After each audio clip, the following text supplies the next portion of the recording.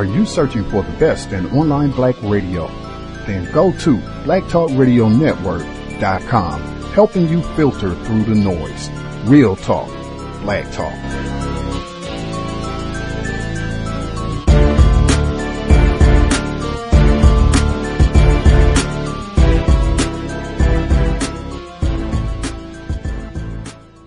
The internet is full of half-truths and all-out lies. We've all seen them, and many people on social media complaining about it.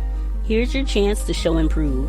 WorldAfropedia.com is a black-owned and operated encyclopedia. There are several thousand articles, but we need help.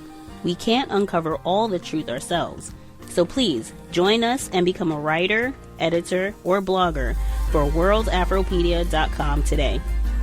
Every little bit counts.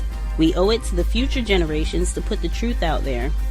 Visit WorldAfropedia.com, the African-centered encyclopedia, a global database of African knowledge for the purpose of bringing about global African wisdom and understanding. WorldAfropedia.com.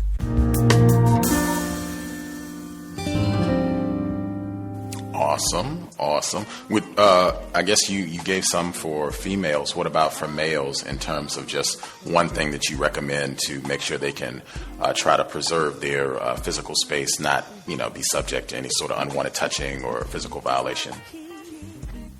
Oh, yes.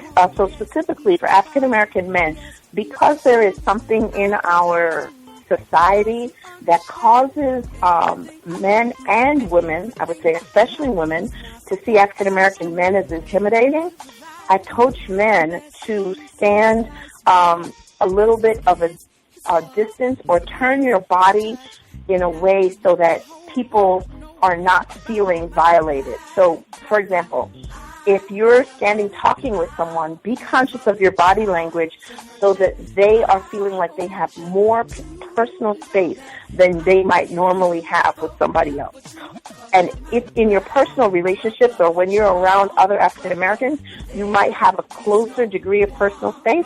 But when you're interacting with someone, especially someone who's a woman, to just extend that personal space a little bit.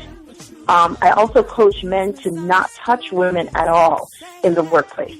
That if you are meeting someone, it's fine to outstretch your hand for the traditional handshake, but beyond that, don't do extra things like I've met men who will do the handshake with the right hand and then take the left hand and touch the arm or forearm or shoulder. And I coach, especially black men, don't do that. I coach them to do the other things that demonstrate listening, like lean in when people are speaking to you, but lean in such a way that people know it's because you're interested in what they're saying, but not in an intimidating way. And I actually hate to say this one out loud. I'm embarrassed to say this one out loud, but just like I talked about having to put bass in my voice as a woman, there are times when men should soften their voice so as to send a message of not being authoritative or overbearing. And sometimes for men, it's difficult for them to do that. Why is that? Why was that difficult for you to say? Because I'm very conscious of African American men feeling as if they have to blend into the woodwork and be invisible like the butler. And actually, in my research for the book, I did several focus groups with African American men. And whereas height is a benefit for white men, height is seen as an inhibitor for some black men because it makes them even more inhibiting or intimidating. So I'm embarrassed to even say to black men to soften your voice because I don't want to add to that narrative of them disappearing into the woodwork. So that's the reason I feel embarrassed to even say it. However, it's just one of those tools and techniques. It's just like as a woman, I have no problem with putting bass in my voice when I need to. Context of White Supremacy. Gus T Renegade in for another broadcast, hopefully to share constructive information on the system of white supremacy. Today's date, Thursday, November 29, 2018. So I have been told this is our fifth study session on Dr. Tommy J. Curry's The Man Knot, Race, Class, Genre, and the Dilemmas of Black Manhood. We are picking up, we are in Chapter 2, kind of the midpoint of Chapter 2. The audio segment that you heard at the beginning, that was Allison Manswell, black female. She was on the program towards the end of 2016. We discussed her book, Listen In, which is about racism in the workplace. That was a very important segment from that interview where we talk about, this is not workplace racism, which is tomorrow, Friday, but where we talk about sexual abuse on the job, unwanted touching all the time.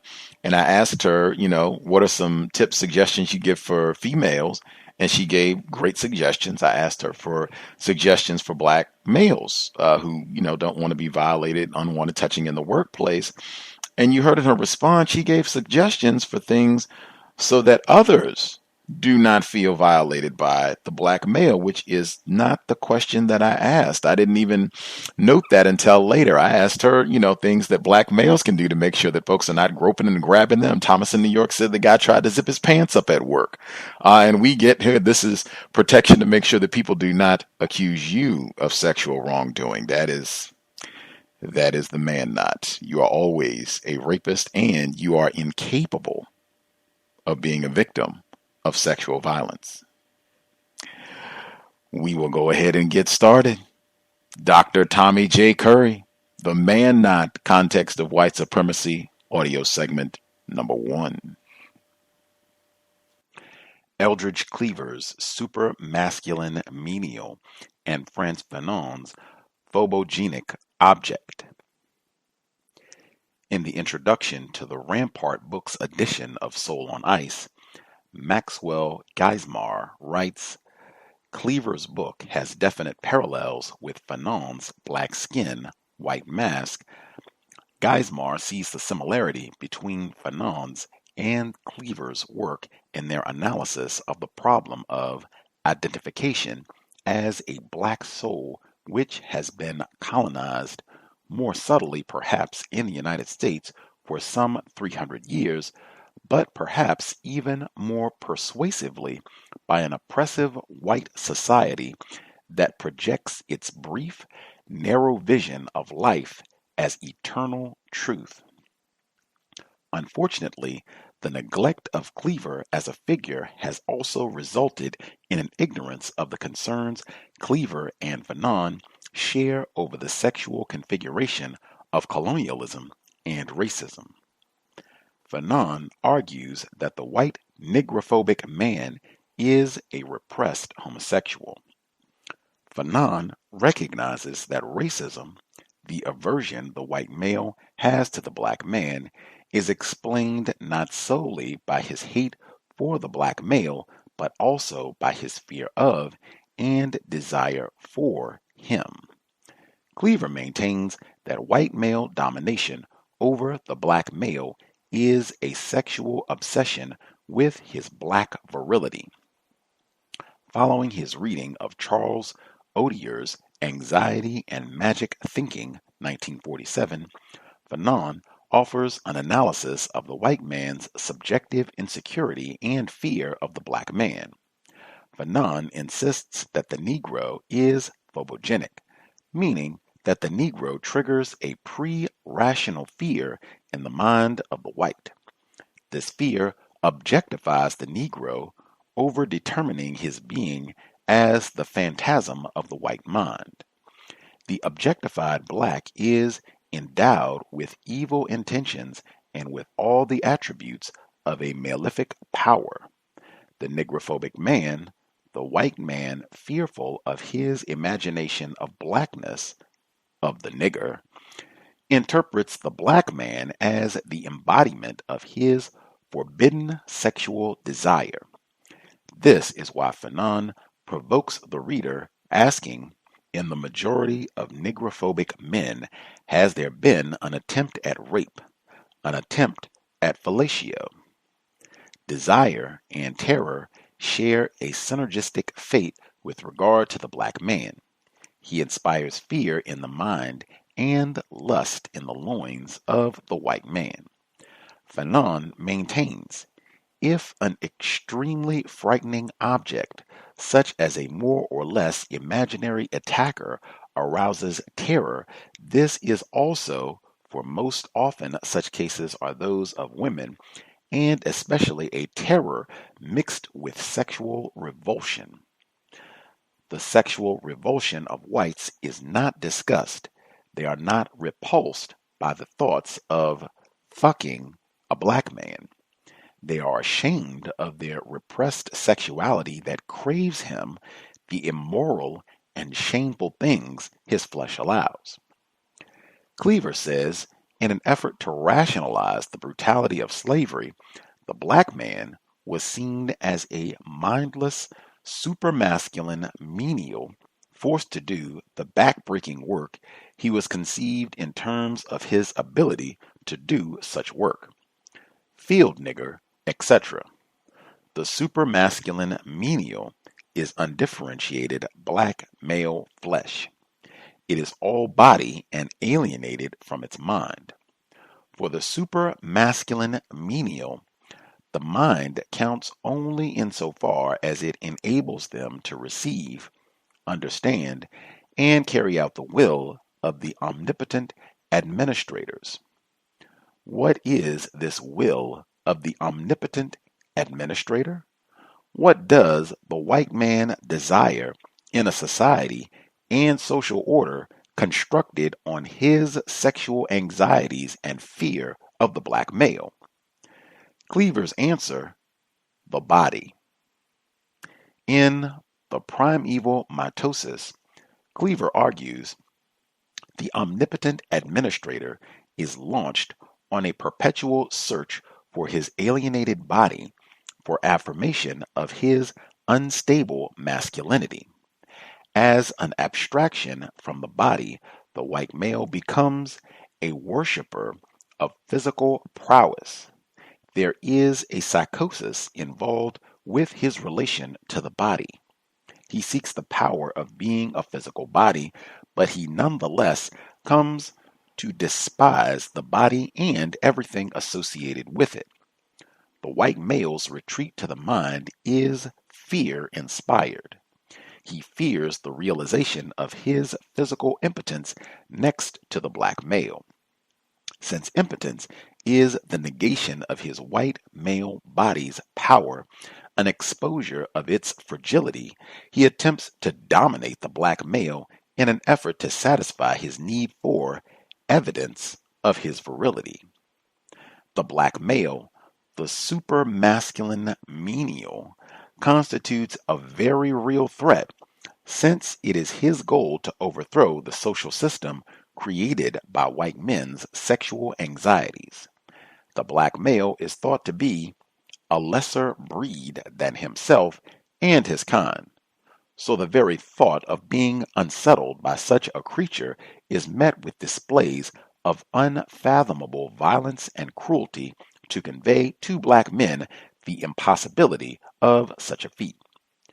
Remember, for Cleaver, the social order is sustained by the power to enforce the sexual anxiety of whites against blacks, and given that the police are the armed guardians of the social order, blacks cannot be surprised by the level of violence waged against their racial group generally and enforced against black men specifically.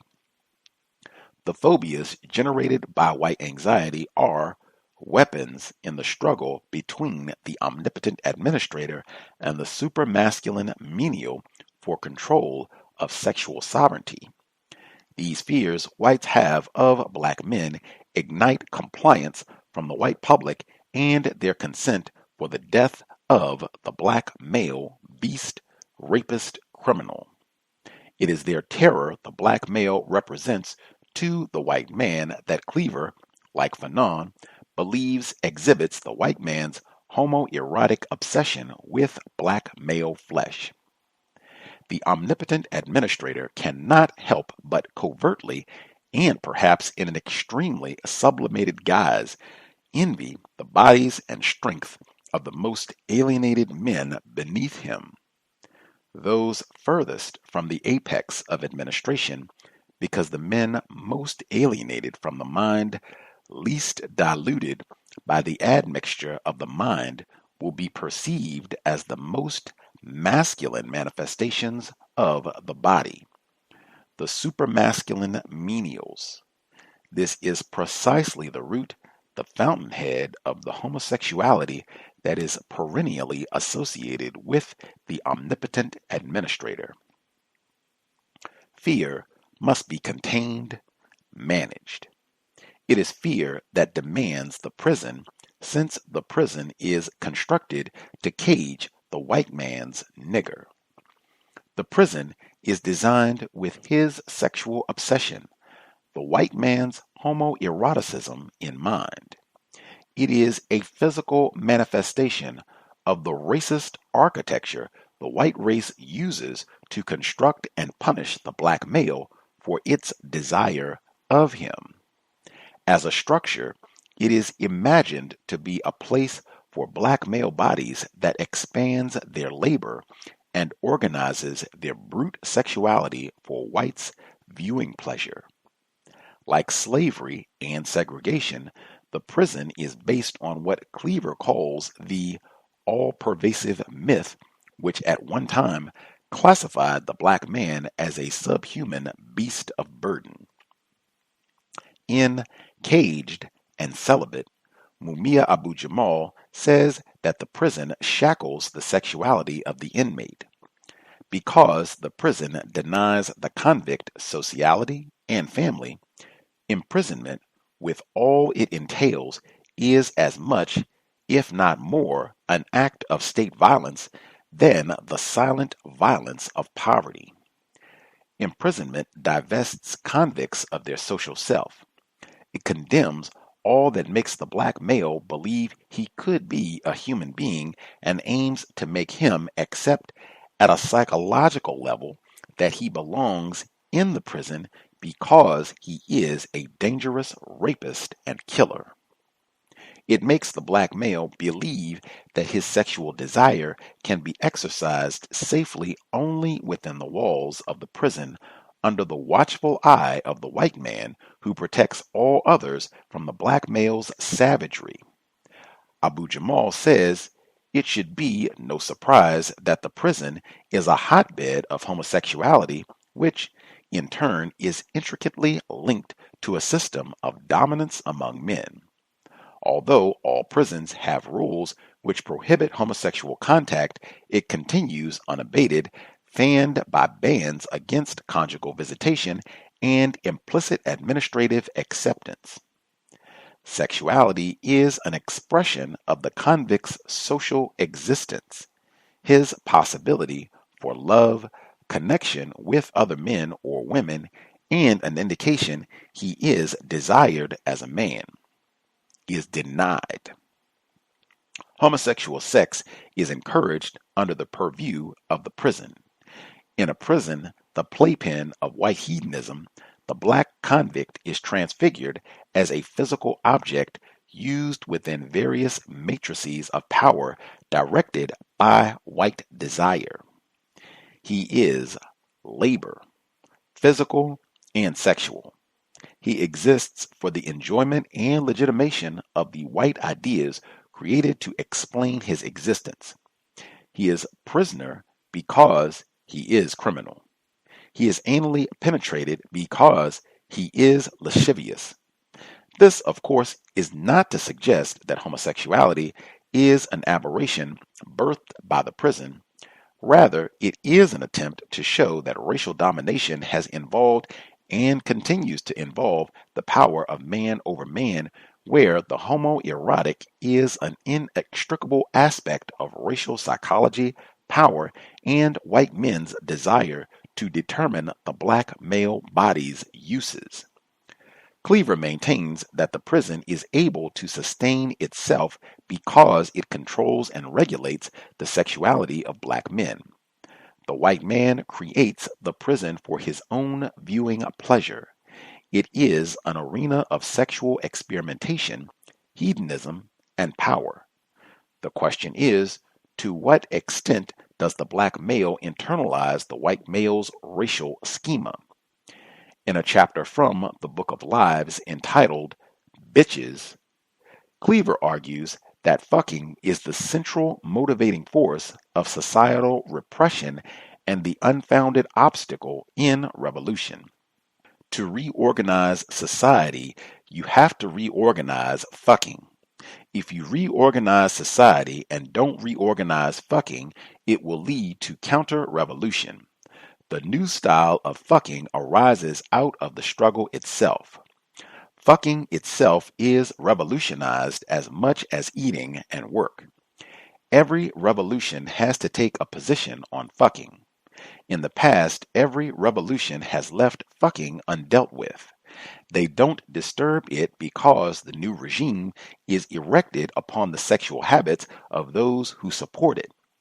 Slavery could not have lasted if there had not been niggers willing to fuck for the master on the stud farm. In fact, somewhere in every nigger's mind, those who were out there in the cotton fields, the men, there was the heavy dream of waking up one morning on a stud farm. American racism thrives because it is able to make black men intuitively accept their disposability. Black men are programmed to desire studhood. Disowned by society and inculcated with his position as laborer, the black male learns to accept and valorize the body as his only mode of existence. He comes to crave recognition of his flesh.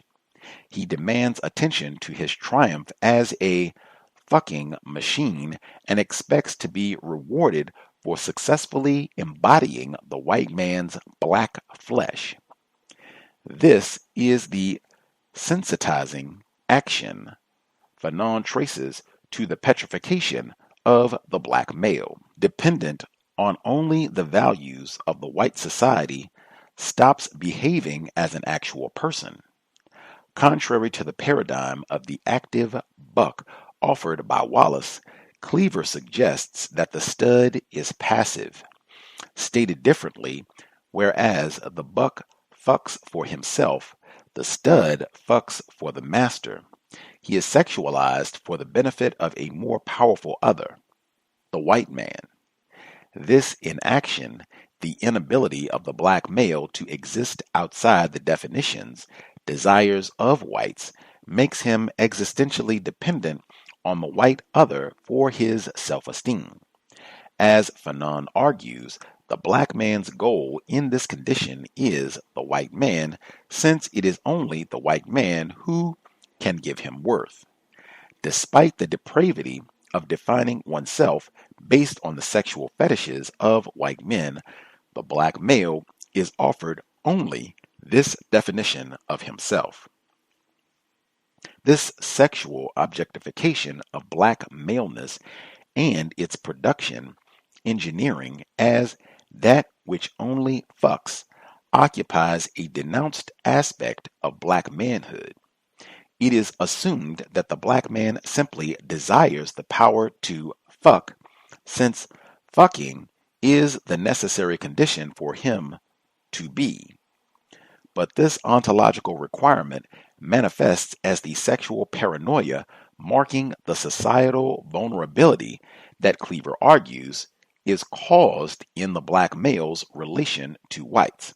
In short, the sexualization of the black male body by whites is not simply oppression, but speciation, where the black male shares no relation to the established categories of white, gender, except as their possession. Anthony Lamell Jr.'s reading of Cleaver's Soul on Ice results in a similar point. Lamell argues, under the gaze of the real, white, gendered male, black men are engendered as blacking the possession, executing historically through the process of colonization, enslavement, and internal colonization, the representation of the black male body as an object to be possessed. In the gaze of the white woman's eye, black men find the position of the running, dancing, jiving, and sexing buck who is good for nothing but good sex. The black male is not given the power of male domination in this white supremacist society because his sexuality is determined to be a negation of white humanity. His sexuality is thought to be exercised only as an extension of his intent for ill and harm. Even rape is predetermined because whether a black man commits rape or not, he will always be seen, even in consensual sexual relations, to be a rapist. His mere presence intends rape, and this prison is built to house this inevitable act. The black male is therefore vulnerable to racism and the rationalizations of a white supremacist society that make him into a lustful, raping beast because he has sexual desires. All sexual acts by black men must be controlled, which means that the black male, his dick, must be repressed. Under the guise of repressing his savage nature, white men and women are able to fuck the black male into submission. He is now able to be raped, used for the sexual pleasure of the order, because his nature demands punishment for its sexual inclinations. As such, the black male is never seen as the victim of sexual violence. He is seen only as its perpetrator. In reality, it is fucking that is left out of our scholarly accounts of American racism. It is unmentioned because despite all of our post-structuralist tools of interpretation and deconstruction, the mind of the black intelligentsia cannot bear the weight of white society's deepest violation of its puritanical virtue, its fetish with black male flesh. Our contemporary accounts of racism dispel the homoerotic allure white men have for black male flesh and the hedonistic eroticism the white woman holds for the black phallus. Soul on Ice and Cleaver's diagnosis of white womanhood. Few people know the story of Cleaver's Soul on Ice. The book was originally written as a prison manuscript inspired by Carl Chessman's The Kid Was a Killer.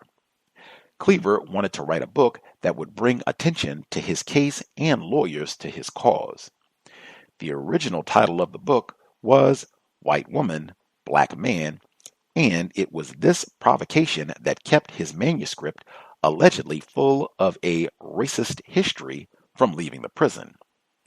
Cleaver concerns himself with the sociological vulnerability of black men to the ontological femininity ascribed to white womanhood that inspires violence against the black male. Under our present intersectional logics, white women are charged with racism primarily based on the historical exclusion of black women from their women's rights efforts and their blindness to racism as a political agenda more generally.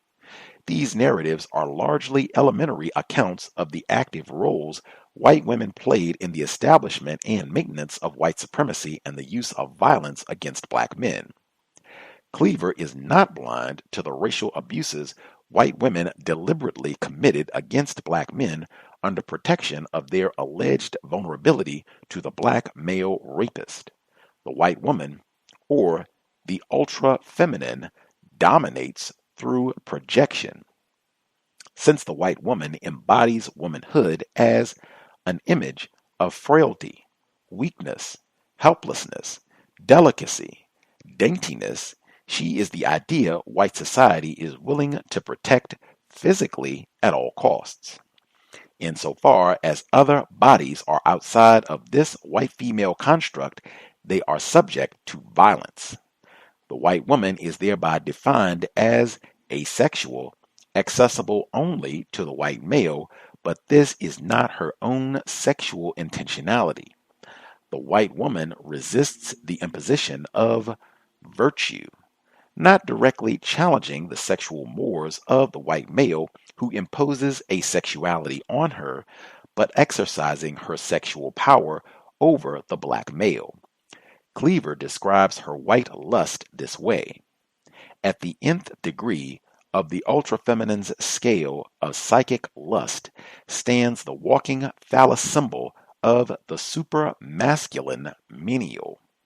Though she may never have had a sexual encounter with a super-masculine menial, she is fully convinced that he can fulfill her physical need. Cleaver's account has some historical warrant.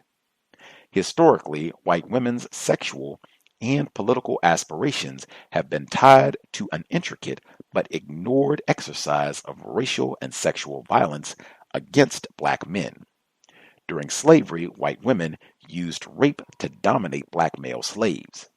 These white women could coerce black men into prolonged sexual relationships, routinely raping them for their own sexual pleasure. Enslaved mulatto men were of particular interest to white women.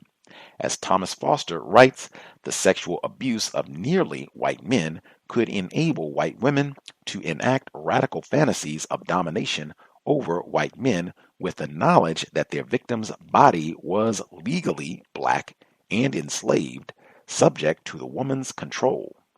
If their sexual exploits were ever discovered, they would simply appeal to the racist calculus holding black men to be rapists and white women to be too pure and white ever to sexually desire a black male.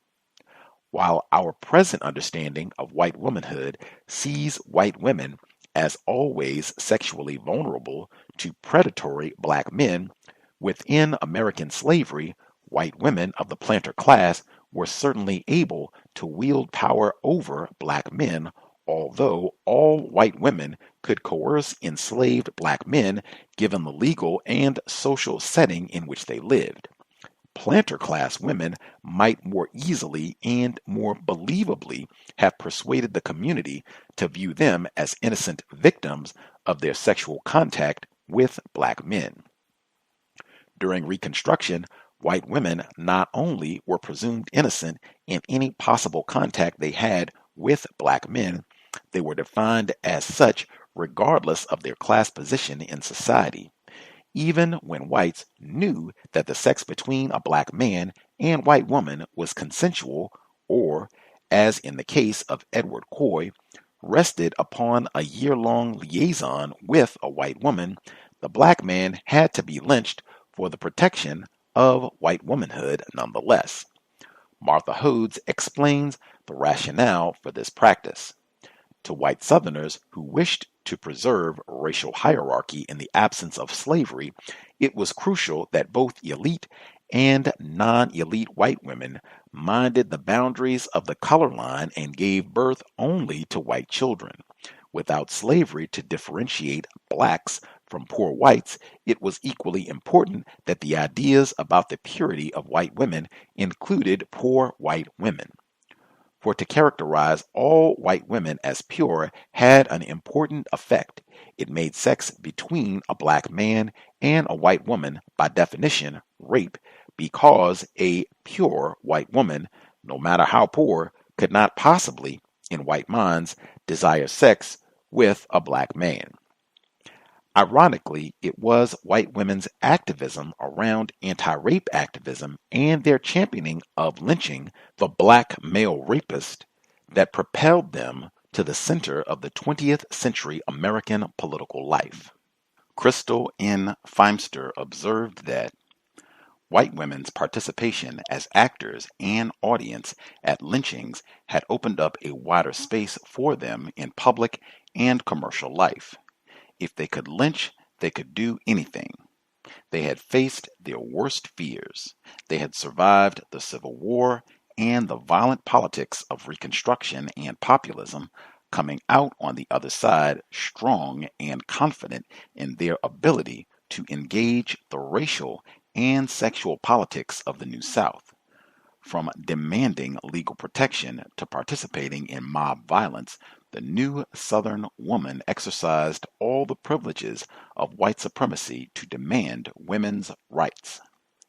Within the mythology of white female vulnerability to the black rapist, white women were able not only to exercise their sexual power over black men through illicit sexual relations and rape, but also to use black men's sexual vulnerability as political capital with white men against blacks more generally.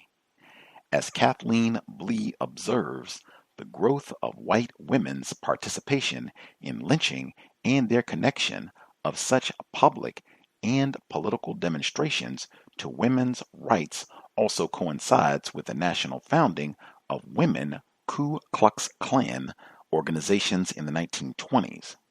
Contrary to the distant and extricated position from which white womanhood is usually theorized, excluded from the formulation of racism and sexual violence, an attentive historical theorization illuminates the deliberate and calculated efforts of white women to make their experience and presence the rallying point of white supremacist violence against black people through the 19th and early 20th century.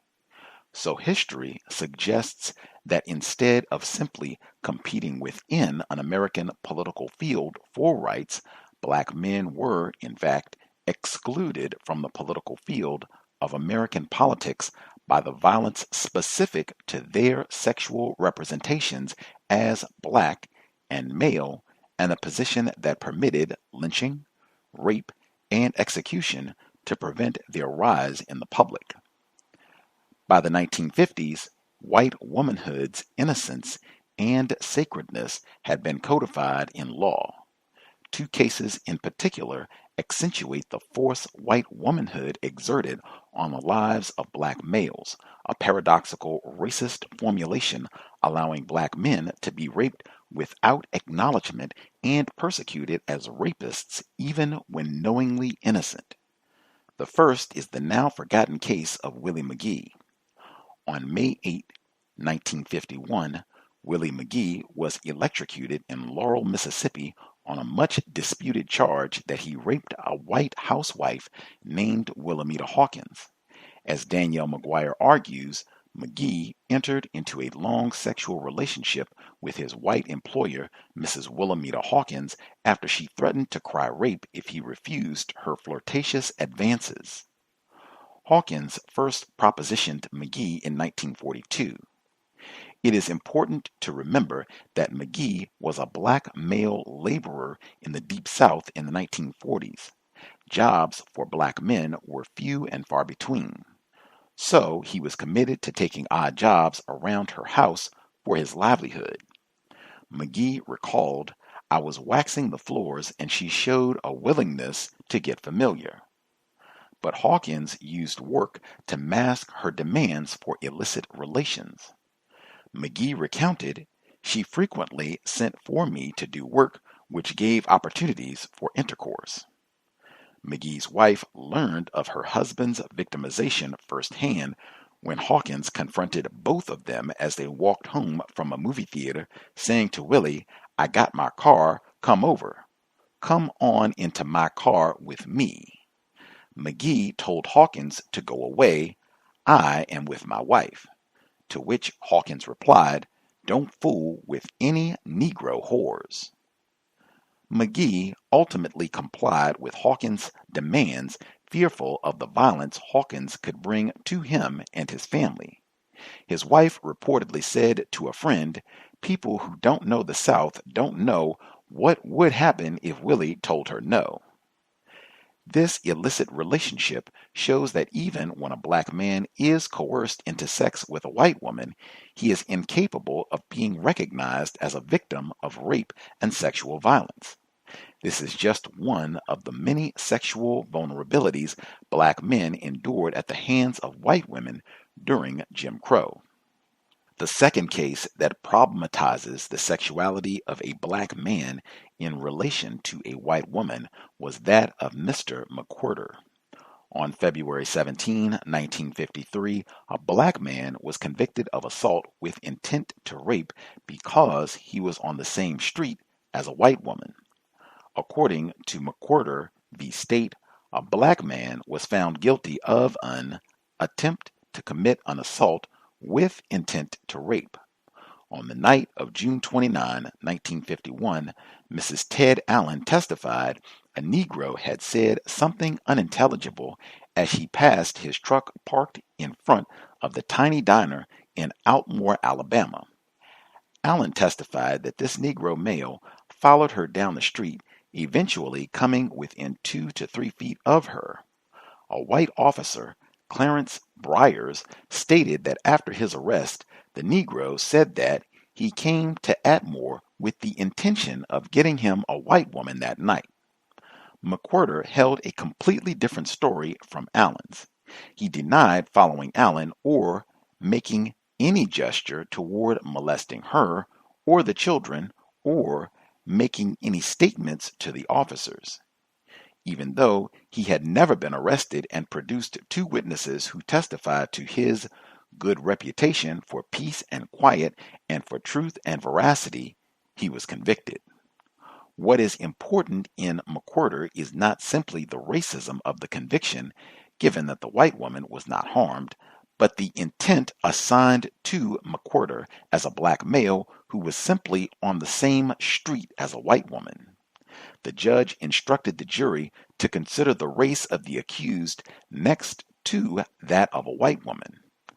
In determining the question of intention, the jury may consider social conditions and customs founded upon racial differences, such as that the prosecutrix was a white woman and defendant was a Negro man. In The Unintentional Rapist, I. Bennett Caper argues that the law has always defined the black male as a rapist and defended the presumption that in his contact with the white woman, it is his intent to rape. In McWhorter, this assumption demonstrates that black men are forever sexually vulnerable to any engagement with white womanhood. As Caper notes, that McWhorter's walking alone on the same street as Mrs. Ted Allen, a white woman, was an encroachment upon her space is also taken as a given. Even McWhorter, in his testimony, understood that the proper thing to do once he saw Mrs. Ted Allen was to turn around and wait until they had gone. Space is racialized and so is sex. By sex, I am not referring to gender here, I am referring to actual sex. It is not only the possibility of non-consensual sex that is being policed, what is also rendered illicit is even the possibility of interracial consensual sex. What is at risk is not just sexual intercourse, but its natural precursor, social intercourse. Under Jim Crow, a black man is expected to know the social parameters overlaying white society's understanding of sexuality and to know that he is perceived as a threat to white female sexuality. Jim Crow was a sexual order that criminalized and lynched black men for looking at white women for longer than 30 seconds. This crime, known as eyeball raping, cost black males their lives and ensured they would cast their eyes and selves downward when in the presence of a white woman. McWhorter is a demonstration of this draconian idea in practice. This case articulates the expectation that black men would castrate themselves, remove themselves from sight, so that they might not offend or inspire the sexual anxiety and fear of white society. For the safety of white women and the calm of white men, the black male had to shrink, refuse to be seen, to maintain social order.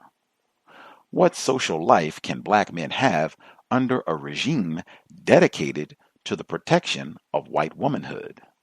A black man is a rapist even when he is not, so to speak. Consequently, black masculinity is defined by the whim of white sexual anxiety. The rape of Willie McGee was not simply the white woman's external construction as pure and innocent of desire for black men, but Hawkins' internalization of such a privilege, to want and take of black men sexually without consequence. Instead of simply being passive witnesses to the unfolding of white supremacy, white women developed sexual agency within the allegedly repressive parameters of Victorian asexuality through their domination of black males. By aligning their aspirations for political power alongside white patriarchy's need to stamp out black manhood, white women were able to be recognized publicly as enforcers of the racial order in an effort to control the barbaric lasciviousness of black men while using black male bodies for their sexual pleasure under the protection of white supremacist dogmas maintaining that no white woman could ever sexually desire a black male. As such, the myth of the black rapist was not only a racist fiction telling of a rampant nigger beast craving the flesh of white women, but also a deliberately accepted mythology perpetuated by white women to conceal their violence and rape of black men. With the level of sexual racism and misandry directed at black men specifically, it should seem unbelievable that black men did not think about or reflect on the level of sexual violence directed toward their flesh. Contrary to popular interpretations and disciplinary mythologies concerning the writings of black male intellectuals during the early 20th century, black men were extremely interested in and attentive to the sexualized violence of American racism and colonialism. Because the notion of gender offered to intellectuals dealing with racism and American slavery is presented almost exclusively through black feminist historiography, there is little discussion of black male contributions and reflections on rape, lynchings, and sexual coercion before the 1970s. Black male scholars were trying to understand how the economic conditions of colonialism and the political institutions of American racism, such as Jim Crow segregation, made the black body a sexual object for white fantasy. For example, in White Man Listen, Richard Wright argues that living in a waking dream, generations of emotionally impoverished colonial European whites wallowed in the quick gratification of greed, reveled in the cheap superiority of racial domination, slacked their sensual thirst in illicit sexuality, ultimately draining off the dammed up libido that Europeans had condemned. Remember, Frantz Fanon argues that for blacks in the colonial situation, everything takes place on a genital level. Mere contact with the black male is enough to evoke anxiety, for the sexual potency of the Negro is hallucinating.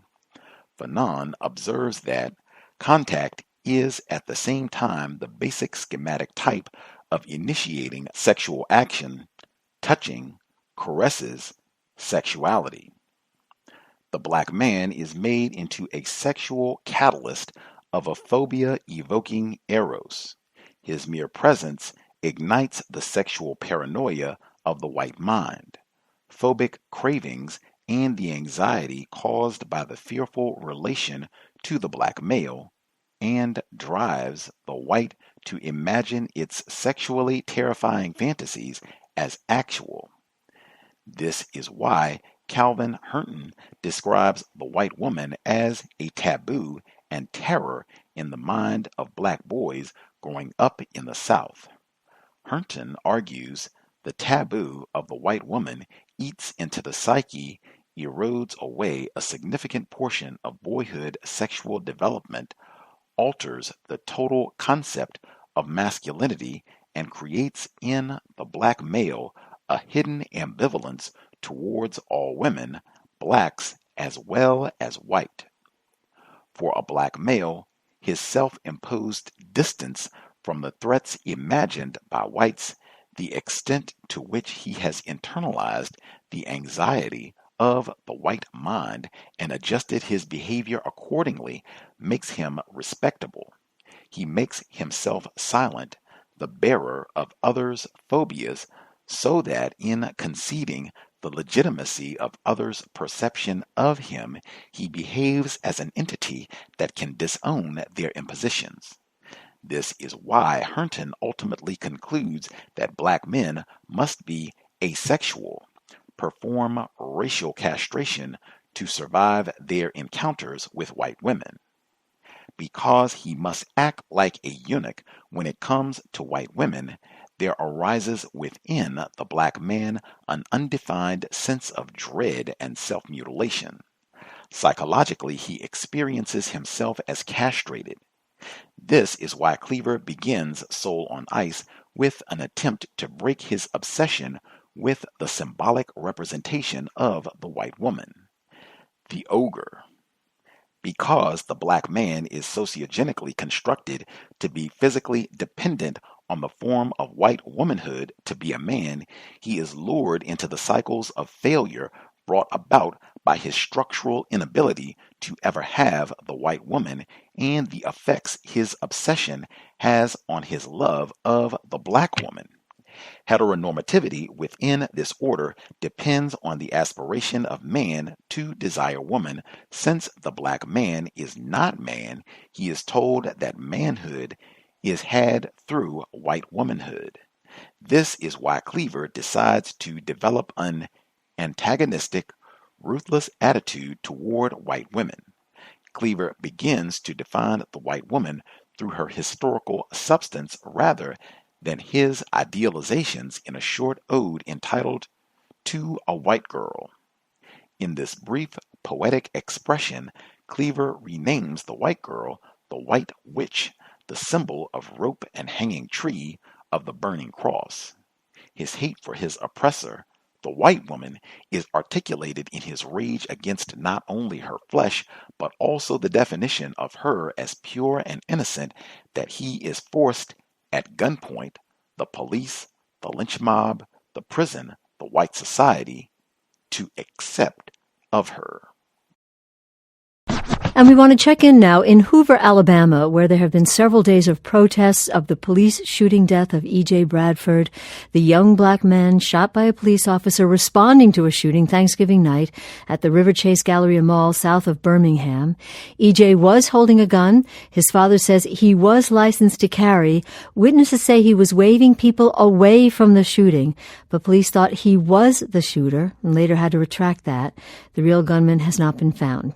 Gigi Duban is news director at WBHM in Birmingham. And Gigi, police said the gun heightened the sense of threat to the police officer. But do we know if he told EJ to drop the gun? We don't. And, according to Emantic Bradford Jr.'s family, or EJ as he's called, the police officer that night never gave him any verbal commands before he shot EJ Bradford. Well, aren't they calling for police cameras? And wouldn't there be video in the mall? Sure. The family is calling for the release of all video from that night. That would include surveillance video from the mall, witness videos that people might have submitted or the police might have gotten, and police body cameras. But the police to this point have not released any of that video footage, and the investigation is with the state's top law enforcement, the Alabama Law Enforcement Agency. And do we understand as well, according to EJ's mother, April Pipkins, the police did not contact her about this shooting death, and still as of Monday, I think reports were that they had not spoken to her. That's right. Both EJ Bradford's mother and his father say they never received a call from police notifying them that their son had been shot and killed. Now, on Monday morning, the Hoover Police Department and the city issued a joint statement that said that they extend their sympathy to the victims that night, everybody who was affected by the shooting, including EJ Bradford, EJ Bradford's family, and they vowed transparency in the investigation. Well, there have been protesters outside the home of Hoover's mayor, Frank Mercado, outside the Hoover Police Department. They are saying things like, if we don't have justice, you don't have sleep. But what else do they want? What are they demanding? Well, they want answers more than anything. They want to know what happened that night. To this point, the identity of the police officer who shot and killed EJ Bradford has not been released. That police officer has been placed on administrative leave, but we don't know who that person is. Well, look, earlier this month, police killed a black security guard holding down a shooting suspect at a bar in Robbins, Illinois.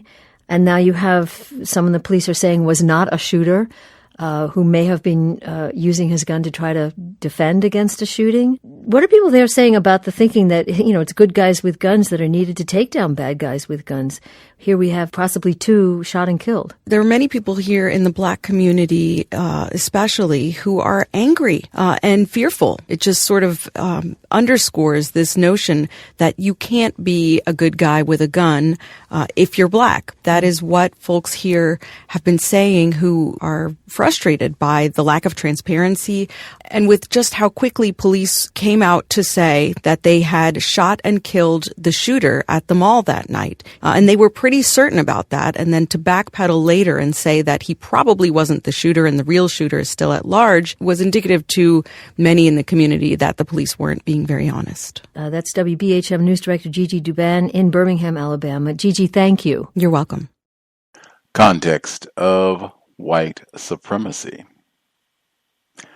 Gus T Renegade. Book Club, Dr. Tommy J. Curry's The Man Not. That is the end of the first audio segment.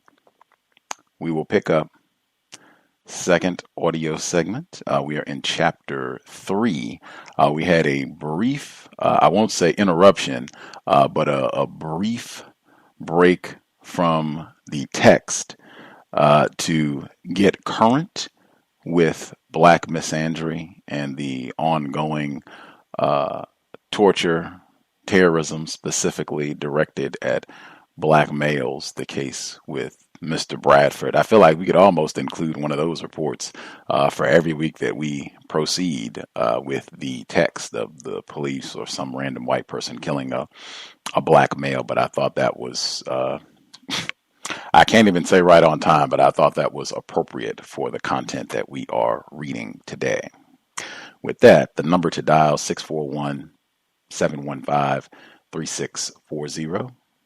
The code 564943 pound. Press star 61 if you would like to participate. Mr. McQuarter, we heard about that case in Alabama, all the way up to present day with Mr. Bradford, Alabama, sweet home. Number again, 641-715-3640. The code 564943 pound. Press star 61 if you would like to participate. You can drop an email as well if you have questions, thoughts, comments on the text. You should definitely have your dictionary near if there are terms that you want to look up. I know for me, one of the very first terms that I looked up this week was phobogenic. As I was reading, I had to look that one up. Phobogenic is internalization, refers to the process by which external socio-historical reality is assimilated into internal and subjective reality. Talking about the Negro as a phobogenic object. Folks can ponder on that. If you have thoughts, questions, anything stood out in the first portion of the text that we read this week, feel free to share. Again, you are certainly encouraged. If something doesn't make sense, if you have questions, I said we should all have the same appraisal in terms of being tough critics as we read the same way that I was in reading Black Love as a revolutionary act, since that's what prompted us to read this. So if things don't make sense, if we don't understand, feel free to chime in if you have a question and or thought. I know one question that I did have, and you can always respond to questions that I've asked previous weeks. You can respond as we continue to read, but one question that I wanted to ask, he quotes from Eldridge Cleaver's The Book of Lives and Soul on Ice in the text. And I was curious this week in the text, I wanted to know the portion where he says that it was the dream of every slave, male slave, to end up on the plantation. There it is. Let me get the exact quote. This is from Eldridge Cleaver's The Book of Lives, his unpublished manuscript. So the exact sentence is, in fact, somewhere in every nigger's mind, those who were out there in the cotton fields, the men, there was the heavy dream of waking up one morning on a stud farm. Stud farm being the place where you get to go and you are made to rape another female to keep the plantation rolling. You just go out and produce more slaves. In my view, that's rape of both, because certainly there's no consent to any of that all the way around. So that's rape of everybody. But that's the stud farm. So do people think that that's true? That the male slaves, they were hoping, praying, that was their dream, to end up on the stud farm, which we talked about in extensive detail before on the program several times, but I'm thinking specifically of Ned and Constance, forgetting the last name, I'll check it in a minute, but the Slave Coast, wow. Great book. We read it in 2016. They were on the program the day after the Super Bowl, February of 2016. Ned and Constance, the last name is just not coming to me, but the Slave Coast, that's what the whole book is about. That's the thesis of the whole book, that forced rape was a necessary, really the primary force behind keeping Black people enslaved in this part of the world, so-called United States specifically. And they spend a lot of time talking about the stud farm and all of that, using Black males in that. But yeah, do people think that that's true? We'll get to the folks who dialed in with a hand up. *61 if you have commentary, questions, want to respond to the question.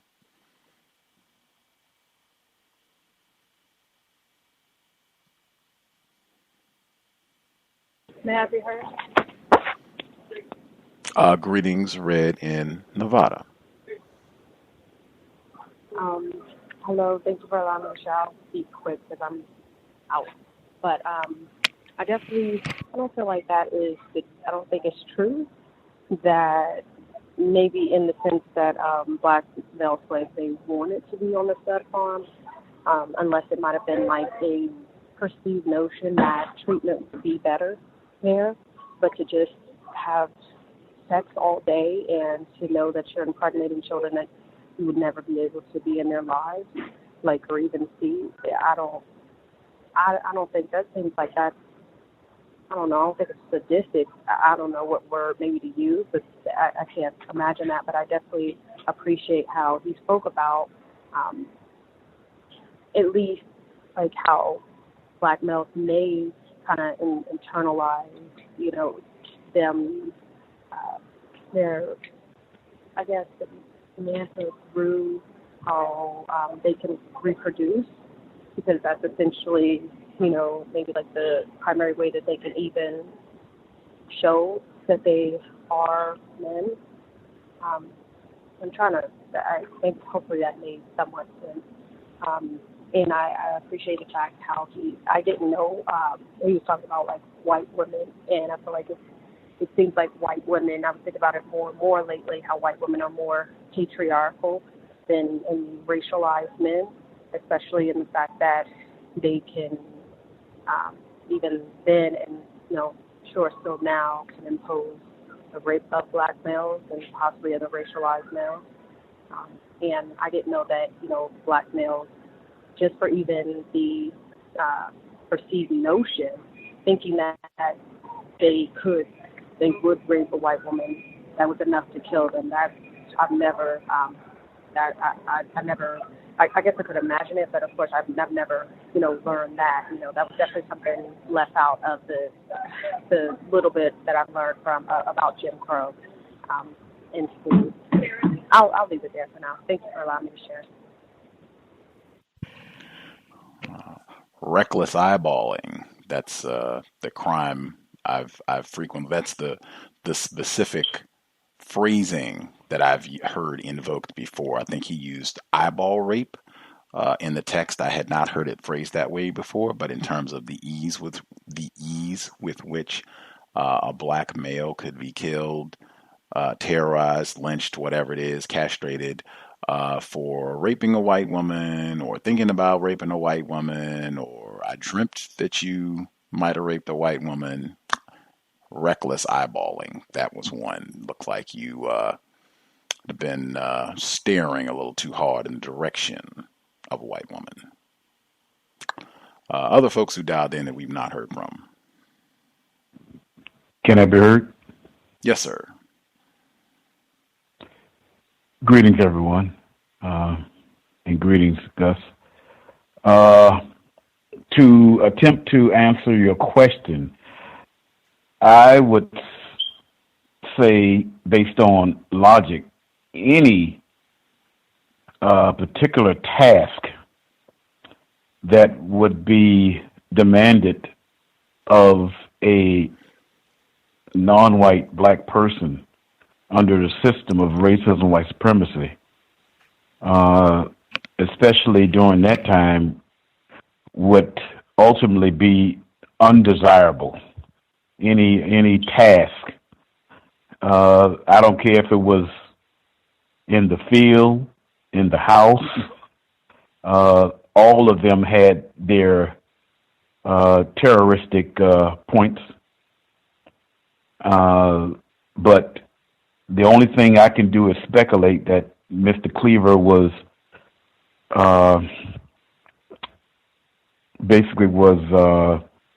thought came up probably from more of a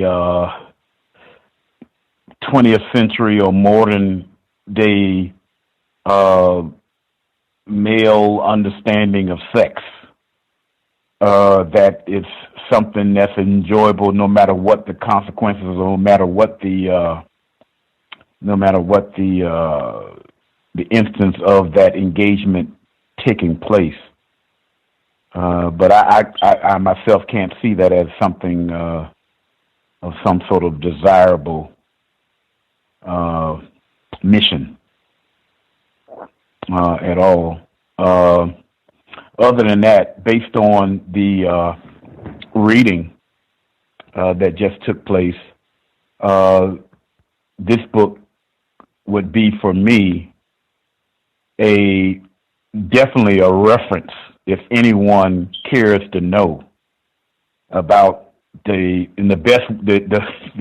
nicest word I can give to it is the treacherous behavior, the treacherous intent of white females, and in the most shrewdest way can cause the largest amount of terror amongst a group of people that you can think of in the way that he described in this particular, just the past reading. To whereas there's almost no way that I can think of during that time, especially, that a black male can get out of, when it comes down to it. From the standpoint of picking you, quote unquote, black male, and which is not to your best interest at all, and in turn threaten you with something that actually will happen to you. Threaten you if you tell, or if anything, takes place, if she feels like it. just all she has to do is just turn you in, so to speak, and it's the end. You're in a not in a quick way, but in a torturous way at that. As far as that's concerned, and and this would be a good reference book to hand out to other victims, or to I wouldn't say you have to teach a white person, but because they certainly would know. I'll just leave it as far as a reference if a non-white person, especially a non-white black person, will want to know about the example of white females and how treacherous they were and are, which gives some sort of contest to the quote soothing lotion, as one of your non-white black male guests gave years ago. And that's all I have to say for this at this point in time. Thank you. The one and only Dr. Eddie Moore Jr., founder of the White Privilege Conference, victim of white supremacy. According to his own testimony, I asked him when he was on the program the first time, and he said he was a victim. But yes, he did coin the phrase soothing lotion. Tragic arrangement. That is a cowbell, unfortunately, for Dr. Eddie Moore Jr. Other folks who dialed in, if you have a hand up commentary to share, line. Can I be heard? Yes, sir. Good evening, Gus. Good evening to all the callers. The question now, he's saying that a black slave's dream is to wake up on a stud farm, and I'm associating a stud farm as a place where they would be able to have sex with black females. Am I being correct, Gus? Yes, sir. That's my understanding. Yeah. I think he was using a modern context of probably what he was thinking. I tend to look at the slave story sort of a little different, because I tend to think that the number one thing everyone was preoccupied with was trying to get the heck out the door going slavery. I can't see people just staying there. I mean, not trying to leave and trying to get a plot to get away. So I don't think that was the number one thing on their mind. However, when you look at the present day conditions of war that we're under, of course not slavery like it was in those days. That is a thought that I think runs through the minds of a lot of black men. They would love to wake up on a stud farm one day, and come back to real life, but, I think that's where he was coming from when he made that statement. He also touched on a few points, Mr. Cleaver. Now, one of the points he touched on, because I get into a lot of, I don't want to say arguments, but discussions, heated discussions, or I could be just having a normal conversation with people that I associate with, and they have a serious problem with me using the term white supremacy, or calling white people white supremacists, or giving them all your power and all this stuff. They say, I'm just like, it's the most accurate term to describe it. But they come with this white fragility type of concept, and that's kind of what Mr. Cleaver was alluding to in some of his writings. So I was listening to it, and I was like, man, this sounds so familiar, and then it started hitting me, this sounds like what they talk about. So I just thought it was very interesting. And I mute my line, guys. Thank you. Much obliged, Thomas in New York. I'll have a thought about that later. Other folks who dialed in with a hand up, line should be open. Proceed. Yes, ma'am. Have you heard? I heard both of you. Go right ahead. Right. You go right ahead, man. Mr. Demery 4. Okay, greetings, guys. Greetings to the other callers, listeners. I'm very interested in the book because Dr. Curry has a way of interpreting Cleaver's work that gives a totally new view, and if you will, I mean, it brings some credibility to it because I remember reading it before, but not getting half as much out of it that's been brought out so far. And I know that earlier it was saying that Cleaver's work is heavily autobiographical and placing him and his thoughts in direct contact with the personalities he creates to represent various aspects of the black male characters during his time. And then if you think about, with that in mind, and what he said about being in prison and some of the characters, Little Jesus, and some of his homosexual tendencies, you wouldn't even think that the question would be brought up on whether, we thought that a slave going to the stud farm, it doesn't seem like that would even come out of his mouth, but judged upon what we can get from his writings, he seems to be not only sexually repressed, homosexually repressed, but also quite a bit of confusion. I know he has some interesting theories, though. When he talks about the supermasculine menial, the brute, so to speak, as opposed to the omnipotent administrator. And what's interesting is he mentioned Movie Abdul-Jabbar and Caged and Celibate says that prison shackles the sexuality of the inmate because the prison denies the convict sociality and family. Imprisonment, with all it entails, it as much, if not more, an act of state violence than the silent violence of poverty. So that's a pretty profound statement. And it's interesting that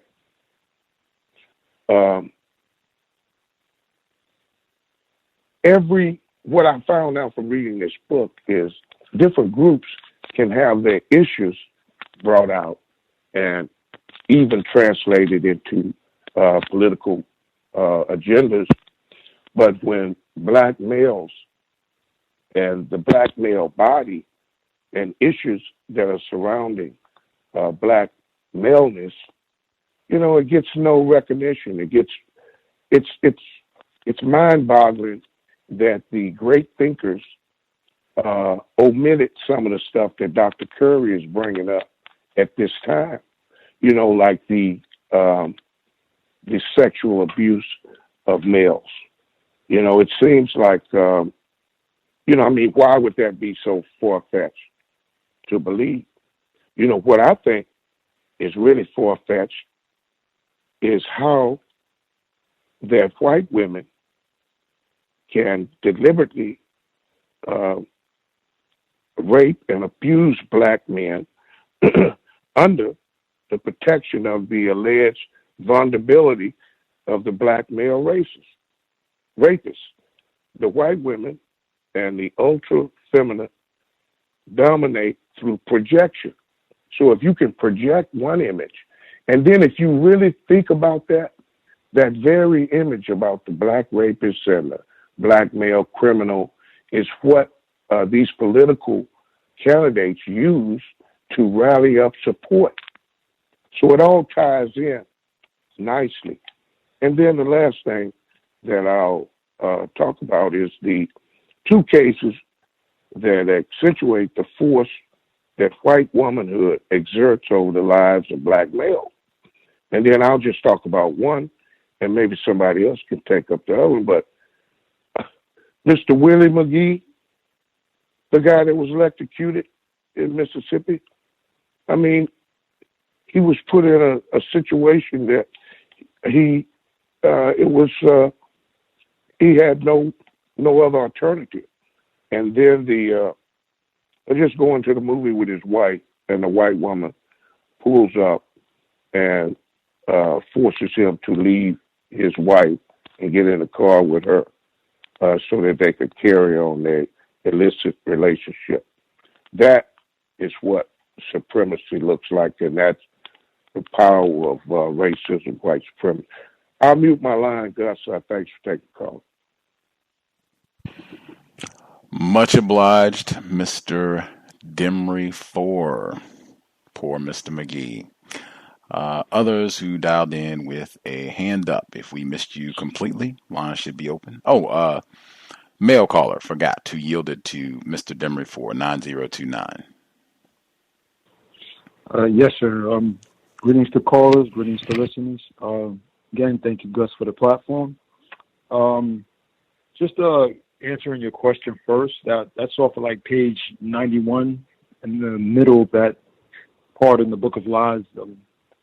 I just don't think, I mean, and I'm not trying to take any credit away from what the point he was trying to get across about in any form, but I just think it's a little short-sighted.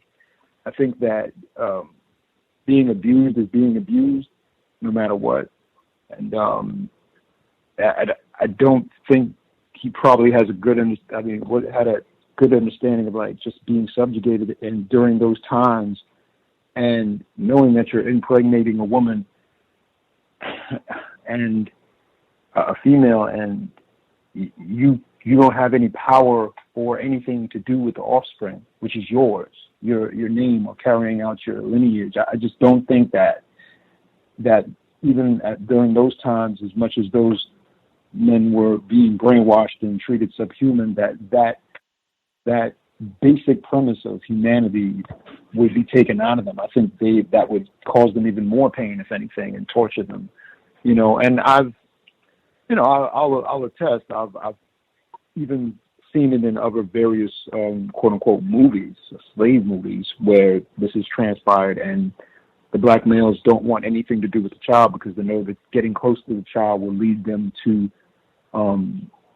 having feelings that are typical of a father, wanting to protect the child and everything such forth. So I just don't see that really occurring where black men will wake up and want to be in that position. I just don't see that. The next thing, I was just looking at this passage, this is the bottom of page 91, American racism thrives because it is able to make black men intuitively accept their disposability. Black men are programmed to desire studhood, disowned by society, inoculated with his position as laborer. The black male learns to accept and valorize the body as his only mode of existence. He comes to crave recognition of his flesh. He demands attention to his triumph as a fucking machine and accepts to be rewarded for successfully embodying the white man's black flesh. And I think, and this is just a workplace racism, I've had a younger black male in my office working with me, and when I read that passage, he immediately came to my mind, because every time the white males were around him or saw him working or anywhere in the environment, sorry about that, saw him working anywhere in the environment, there was always a comment about his sexuality. Oh, look at the pimp. Oh, look at the player. Look how sharp you are. Who did you get today? Oh, you got that girl. You got this girl. And it was always revolving around sex and him having intercourse with other women. And he, in this passage, he actually kind of fits it to some degree, where he was accepting that role. He's taking that role and going with it, because I don't think he understood that he was fulfilling a certain desire for them. And my attitude towards him in that regard, the only advice I could give him was just be careful, because I didn't want to interfere or say anything that would throw down his quote unquote image of super macho.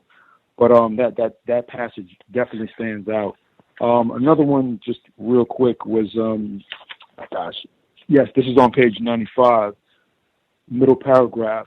So history suggests that instead of simply competing with an American political field of rights, black men were in fact excluded from the political field of American politics by the violence specific to their sexual representations as black and male, a position that permitted lynching, rape, and execution to prevent their rise in the public. I think that passage is really on point, and you still see it today as a threat, where you have a female running, Hillary Clinton, and in the past her common statements toward criminals describing us as quote unquote super thugs, and using that to catapult herself in various ways, and then of course in the last couple of years reneging and falling back on that statement. But I just found those two passages really compelling. That being said, I'll mute my line. Thank you. Much obliged. Great commentary. Any other folks that we have missed completely?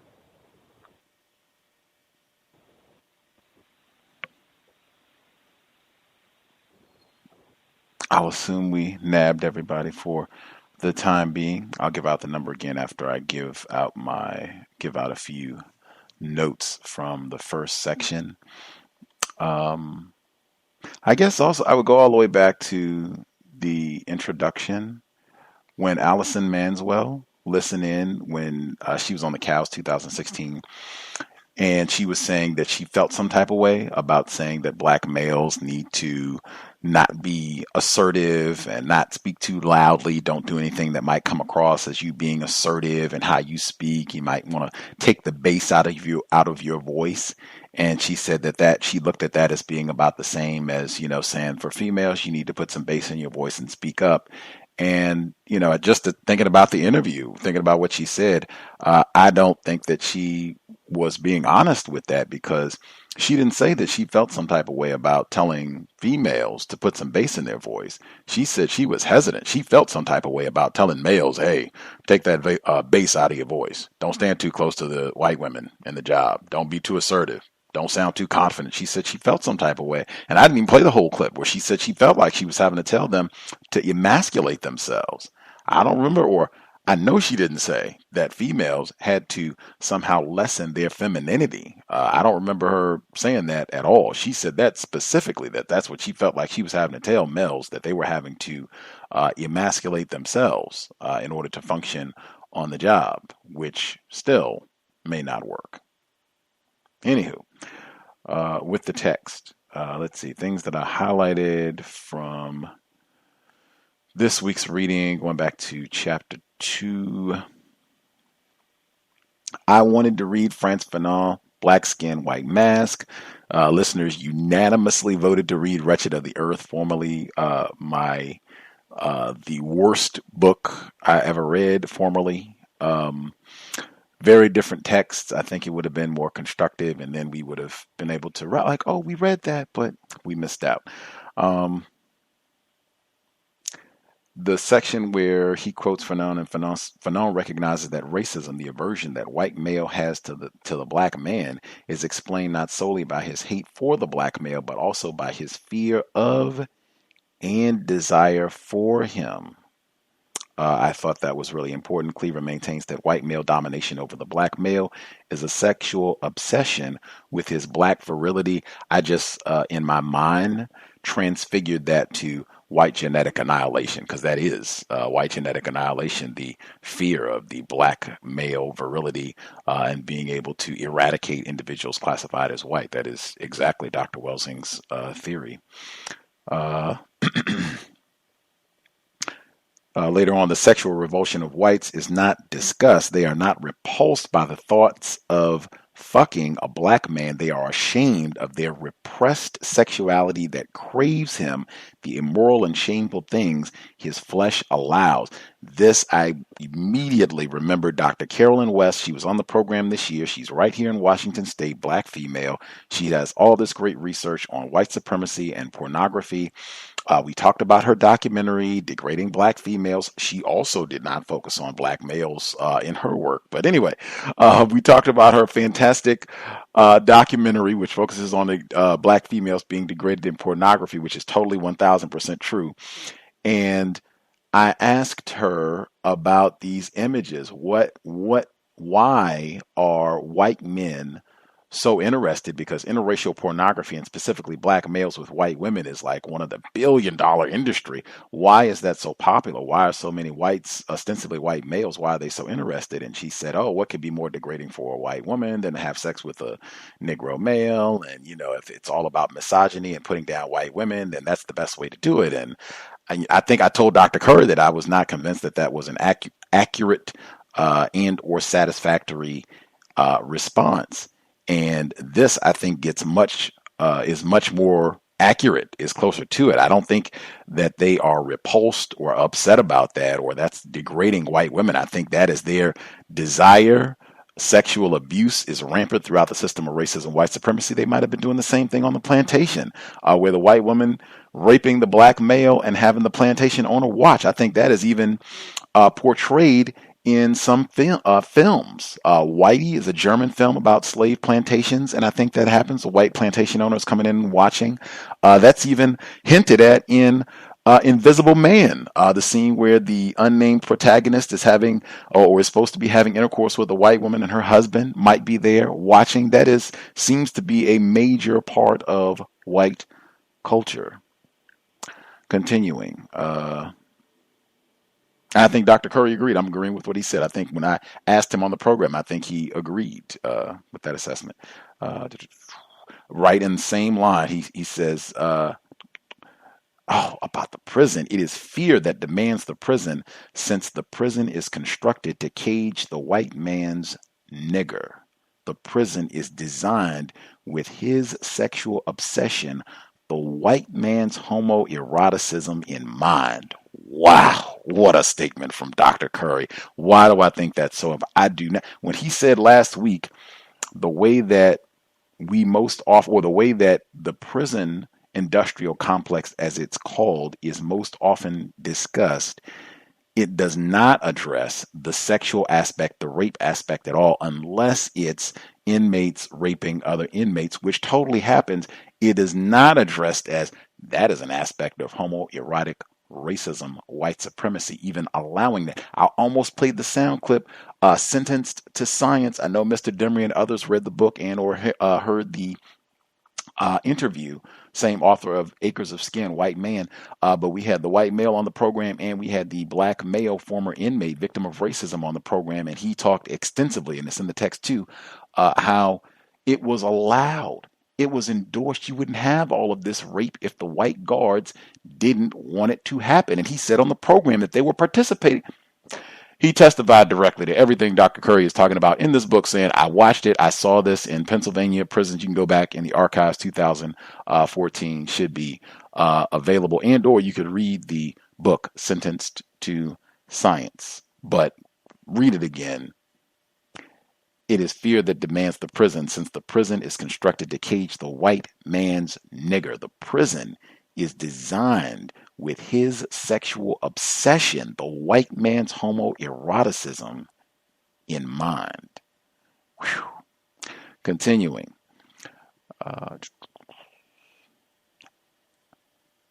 And he quotes Mumia Abu-Jamal. I will even pause right there. The notion about whether this book was written for white people, which I said it was, I think Thomas in New York said that as well. And that my major caveat first was the cows did get a shout out in this book. Couldn't be written too much for white people. How did we get a shout out? He quotes a lot of black people in this text, and several listeners pointed that out as well in the book, that might be another one. How much is this written for white people, do we think? Quoting Mumia Abu-Jamal, who certainly is not a fan of whites. They have made rules specifically to try to hamper and interfere with his broadcast. I mean, he was on death row for almost a quarter century. I don't think too many folks would say, oh, yeah, white people, they love some Mumia Abu-Jamal. He was right up there with Bill Cosby for a time. I don't think too many people would, or if there is anyone here who's going to take that position, step forward.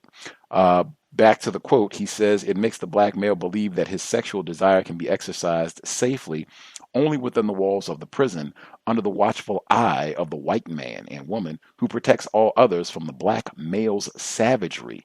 Abu Jamal says it should be no surprise that the prison is a hotbed of homosexuality, which in turn is intricately linked to the system of dominance among men. Although all prisons have rules which prohibit homosexual contact, it continues unabated, fanned by bans against conjugal visitation and implicit administrative acceptance. And I'm just, again, back in 2014, our guest, he didn't say it was implicit. He said it was explicit and that they were involved in all of this sexual exploitation and rape of black inmates. And it was predominantly black inmates in this Pennsylvania institution where Mumia Abu-Jamal is, although he wasn't in the same prison, but same state. Homosexual sex is encouraged under the purview of the prison, in a prison, the playpen of white hedonism. I'm not trying to insult anyone's intelligence, but hedonism, the pursuit of pleasure, sensual self-indulgence, normally talking about some sort of sexual indulgence. The black convict is transfigured as a physical object used within the various matrices of power directed by white desire. He is labor, physical and sexual, even thinking. They talk about all of the talk about the exploitation of prison labor and even conceptualizing that a part of the prison labor is sex. Who else even talks about prison? If anyone has heard of anyone else, let us know, because I would like to read their research, but that is extraordinary. He exists for the enjoyment and legitimation of white ideas created to explain his existence. He is prisoner because he is criminal. He is anally penetrated because he is lascivious. And I'll even pause. We had Dr. Curry on the program within a few weeks of this book coming out. Not just anal penetration, it's anything, because it's not just you're heterosexual, it's homosexual. It's whatever I want to use you. You're just flesh. You're just a nigger. I can use you however I want. Remember the guards in North Carolina? They were putting hot sauce on the genitals of the black male inmates. Delectable Negro. Let's see.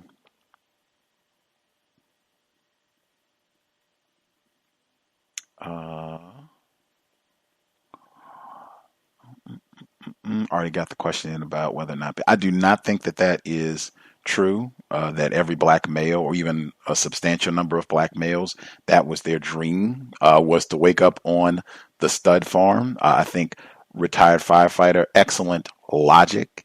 Anything that is enjoyable or pleasurable or should be in the system of racism, white supremacy, is totally spoiled by that system. The thing that I thought of even when he began presenting that logic was Roots, the great Negro classic, American classic Roots, and Fiddler. Even something as mundane as that. I enjoy my music, whites ruin that too. And I've heard that about practically everything. That's why you have a concept as infanticide, where you would have some enslaved parents who would kill their own children as opposed to seeing them enslaved. Everything becomes ruined. So I cannot imagine why that would be. Oh yeah, we're out here shucking corn, being lashed, beaten, and everything else that happens to us, starved under this, raped. And yes, my fantasy is to be on the stud farm so that I can go and be raped and rape someone else, and probably doing this while we're being observed by whites. Yes, that's what I want to do. Eldridge Cleaver is a victim of racism as well. VGQ. Let's see.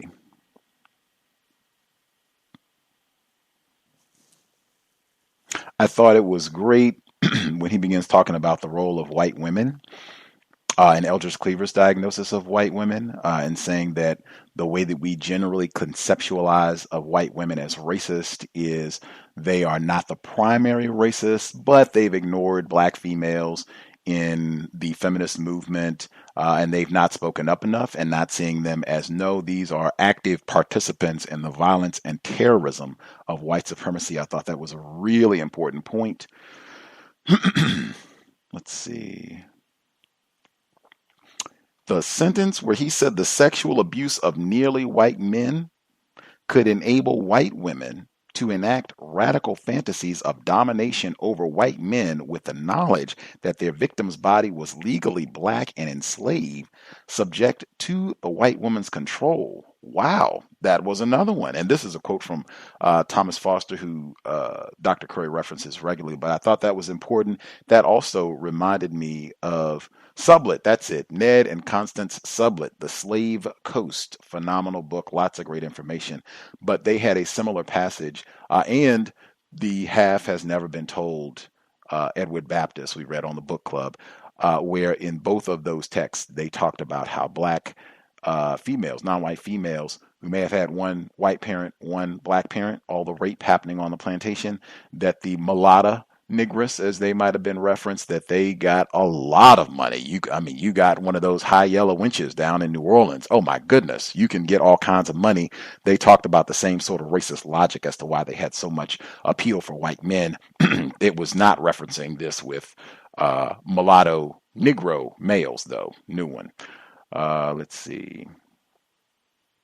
I will stop there. I had more, but yeah, I'll stop there to make sure. Did any other folks have commentary that they wanted to make sure they got in?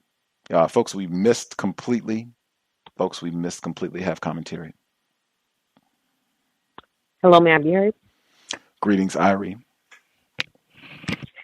Greetings, Gus. Greetings to everyone listening and participants. I just began to chime in about 15 minutes ago and wanted to say thank you to everybody that is narrating and has narrated. I just finished Crazy Talk, Stupid Talk, and really want to call in to say thank you to everyone. And that's all. I'll mute my line.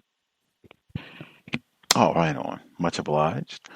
Any other folks that we missed completely have commentary that they wanted to share? Can I be heard? Greetings, Princess.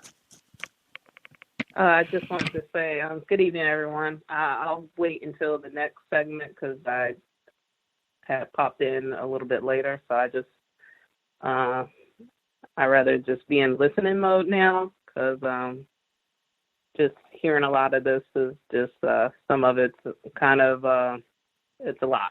So, but I appreciate it. Much obliged. Actually, the second segment is a little longer than normal. It's not quite as long as the first segment, but it's significantly longer than what we would normally do. So I will pause here and we will go ahead and get started with the second audio segment a little early. And that way we will have ample opportunity for everyone to share once we're done. So we are in chapter, or actually, the audio will tell you. I think we're right at the end of chapter 2, going into chapter 3. Context of White Supremacy. This is Dr. Tommy J. Curry, The Man Not, Race, Class, Genre, and the Dilemmas of Black Manhood. Audio segment number 2. The black male is not a latent rapist, a concluding sentiment against the disciplinary support of black macho ideology. Cleaver's The Book of Lives provides a glimpse into the mind of a black male, poor, uneducated, and oppressed by white men and women in a world with no gauge of morality or sentiment for black male life. Throughout both texts, The Book of Lives and Soul on Ice, Cleaver asks readers to situate themselves in a world where black men are lynched and castrated on the mere accusation of having offended a white woman. Any glance or acknowledgement of a white woman by a black male, be he a man or a boy, in social spaces was taken to be the demonstration of his desire to rape her. The best known narrative to this effect is the lynching and murder of Emmett Till in 1955. Cleaver challenges contemporary academics to imagine a world of no political options that recognize the plight of blacks. What is to be done in the abyss of non-recognition and death? Do we simply impose a morality on Cleaver and condemn him for not being a better person living under Jim Crow? This reaction, although supported throughout the academy, is simply reactionary. It offers very little engagement with what Cleaver is diagnosing as the pathologies of black sexuality under white supremacy. Many critics and scholars who condemn Eldridge Cleaver as a rapist simply ignore what it is that Cleaver is reacting against in Soul on Ice. Cleaver abruptly announces to the reader, "I became a rapist," but he does so only after his ode to a white girl. Cleaver's hate for the white woman consumed him, ultimately transforming him into the mythological beast of white legend. To refine my technique and modus operandi, I started out by practicing on black girls in the ghetto. In the black ghetto, where dark and vicious deeds appear not as aberrations or deviations from the norm, but as part of the sufficiency of the evil of the day, and when I considered myself smooth enough, I crossed the tracks and sought out white prey, says Cleaver. The now infamous passage concerning Cleaver's view of rape is a consequence of his acceptance of this dehumanizing myth. Rape was an insurrectionary act. It delighted me that I was defying and trampling upon the white man's law, upon his system of values, and I was defiling his women. And this point, I believe, was the most satisfying to me because I was very resentful over the historical fact of how the white man has used the black woman. I felt I was getting revenge.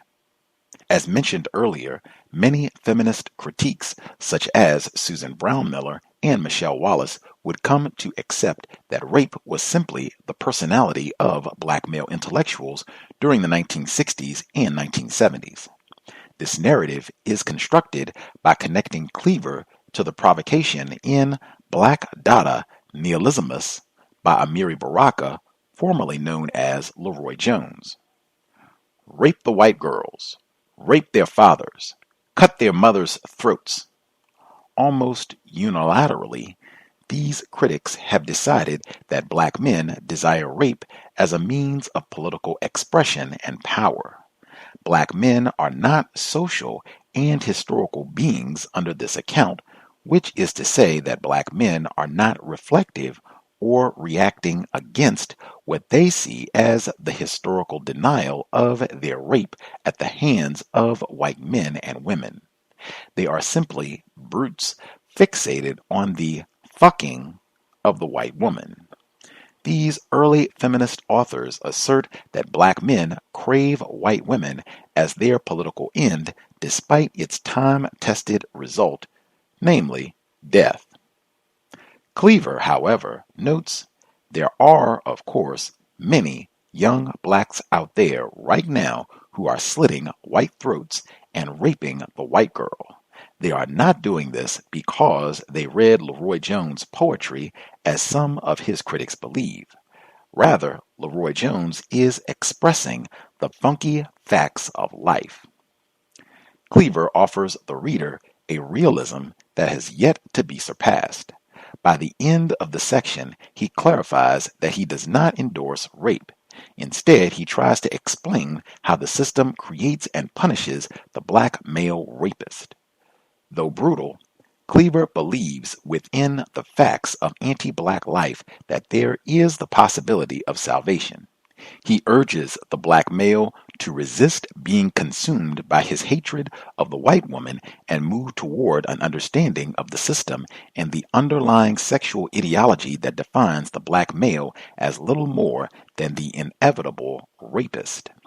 When Cleaver returns to prison, he recognizes that his course of action, his alleged insurrectionism, was wrong. Becoming a rapist led him astray not so much from the white man's law as from being human, civilized. It was his realization of his own humanity that made him say, "I could not approve the act of rape." During his time in Folsom Prison, Cleaver recognized the price of hating other human beings is loving oneself less. He understood at a visceral level that when he argued for the use of rape against white women, he was in a frantic, wild, and completely abandoned frame of mind. Instead of simply being the sexualized construct of the white imagination, Cleaver attempted to create an analytic of the sexualized dynamics that drove the black male to become a raging body trapped by the prison and exploited by society. The last chapter of the Book of Lives concludes with an analysis of the social stratifications caused by fucking. Fucking can make you rich and it can make you poor. It can also keep you rich and keep you poor. It can kill you directly or cause you to get killed. It can give you new life and it can save your life. It can block you or assist you. It's a thing well hidden by society from sight, but it is in fact the starting point. Everything starts with fucking. After Cleaver regains his sense of humanity, he realizes that all social stratifications are rooted in the white race's attempt to distance itself from the threat of black male sexuality. Soul on Ice is an attempt to analyze the sexual dynamics behind the targeting of black men in American society. Cleaver is forced to witness the deaths of black men in a world organized toward that very goal. Black men were executed for offending any sentiment of white society. Cleaver's reaction to the murder of Emmett Till offers some insight into his thinking about black men's vulnerability to sexual violence under Jim Crow, but it is rare that white women are ever discussed as culpable for the murder of black men. Usually, such conversations tend to absolve white women as justified in their fears, and by consequence, their racist actions are negated by what they perceive to be the imminent threat of rape. Whereas Cleaver holds firm to the idea that Emmett Till was murdered for allegedly flirting with a white woman and predestined for death because of the desire put into him by a white society that elevated the white woman to a status of perfection and beauty. Contemporary accounts of this event tend toward a moderate view of Brown Miller's original thinking on the matter, holding Till accountable for his alleged intent. Brown Miller interprets Till's wolf whistle as more than an innocent dare among children. Instead, she asserts that Emmett Bobo Till's whistle was a deliberate insult just short of physical assault, a last reminder to Carolyn Bryant that this black boy, Till, had in mind to possess her. In the mind of this white woman, Susan Brown Miller, the whistle had made Till the moral equivalent of his murderer, J.W. Milam. Because a black boy could even imagine and brag to his friends that he had a white woman up north, whites in the South demanded his death. As Milam recalled the night he murdered Till, he showed me the white gal's picture. Bragged, oh, what he done to her. What else could I do? No use letting him get no bigger. While Angela Davis responded to Brown Miller's interpretation of the events, saying that many of her arguments are unfortunately pervaded with racist ideas which make her discussion of rape and race a pretentious apologetic for white women's interests and fears, there is an implausibility to the conceptualization of a 14-year-old boy being able to rape a white woman in broad daylight in the Jim Crow South. In our effort to care for the threat to white womanhood, which continues to conceal itself in our contemporary anxieties over interracial rape, the black male is imagined to be a superhuman beast capable of overriding the social and structural constraints that prevent his interaction with and access to white women in the South. For decades, scholars have continued to assert that Till's wanting of this white woman was, in fact, an actual threat. Historians such as Stephen J. Whitfield have defended the sympathy Brown-Miller shares for Till, while nonetheless offering ambiguity and credence to the alleged fear the white woman, Carolyn Bryant, Till's alleged victim, suffered. Whitfield offers various narratives in which Till did not simply whistle at Bryant, but grabbed her waist and asked her out on a date. As Simeon Wright, Till's cousin, recounts, Bobo didn't ask her out for a date or call her baby. He simply whistled at her. In both cases, however, there is the reality that sexual racism requires the death of black males to protect white womanhood. The offense is the mere thought that as a black male he could exist as able to speak to, much less touch, a white woman. After 62 years, Carolyn Bryant, Donham, now admits that she lied about her encounter with Emmett Till. In 1955, on the witness stand of the Tallahatchie County Courthouse, Bryant told the courthouse that Till had forcibly grabbed her hand, asked her for a date, chased her, blocked her escape, clutched her waist, and told her of his previous sexual encounters with white women. Bryant led the court to believe that she had barely escaped his hold. Her testimony was so convincing that one Mississippi newspaper insisted that the case should have never been called the Wolf Whistle case, but an attempted rape case. In her memoir, Bryant confesses that Till never grabbed her or uttered any sexual obscenity. She admits that she lied to the court, deliberately tailoring her testimony about Till to match the imagery of the black rapist beast. Jim Crow shackled black males to passivity in order to survive. The KKK and Night Riders were a daily part of black life in Mississippi during the 1950s, so the idea that a black boy, a child, could harm an adult white woman amid this repression is nonsense. One cannot ascertain Till's intention or what his whistle meant.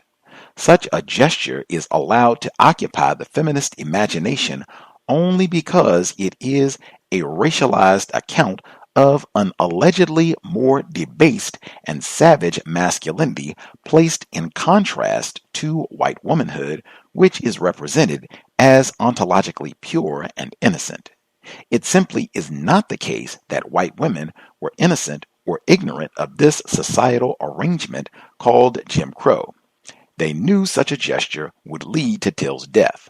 So the question, given the asymmetry between the black boy and the white woman protected by the extralegal violence of Jim Crow, is, what was her intent and her desire to bring about the death of a black boy who whistled? Even as a 12-year-old child, Simeon Wright knew that segregation was enforced by violence. There were all sorts of other ways of keeping us in our place, impoverished, without power, and under their thumb. Basically, we were not free, could not choose our own destiny, and might as well have been living in South Africa under the apartheid regime rather than America. The violent system of Jim Crow laws was backed by the intimidation of the Ku Klux Klan, the White Citizens Council, and other vicious segregationist groups. Any black person brave enough to violate this system was immediately confronted by angry white men with murder on their minds. The white woman, or rather, white womanhood, is the linchpin of white supremacy. It is the representation of the order aimed to be sustained by the power and organization of society. Cleaver understood that black manhood was engineered to be subservient to this will. Consequently, the body of the black male was both disposable to this social order and in violation of it. While we as scholars, thinkers, or students can disagree with and rightfully condemn the reactionary rationalization of Cleaver's tending toward rape, we cannot, as either students of history or theorists, overlook his analysis of the society that raped black men and then murdered them as rapists. To this day, Cleaver has been the only thinker brave enough to take on the taboo subject of white women's role in the racial and sexual violation of black men. Rather than some crazed rapist, Cleaver shows himself to be a vulnerable man enraged by the denial of his desire for little Jesus, but aware of the white womanhood that made him and Richard convicts. Cleaver was among the first thinkers to explain how the homo-heterosexual binary cannot capture the dynamic erotics that fuel white desire for the death of black men and boys.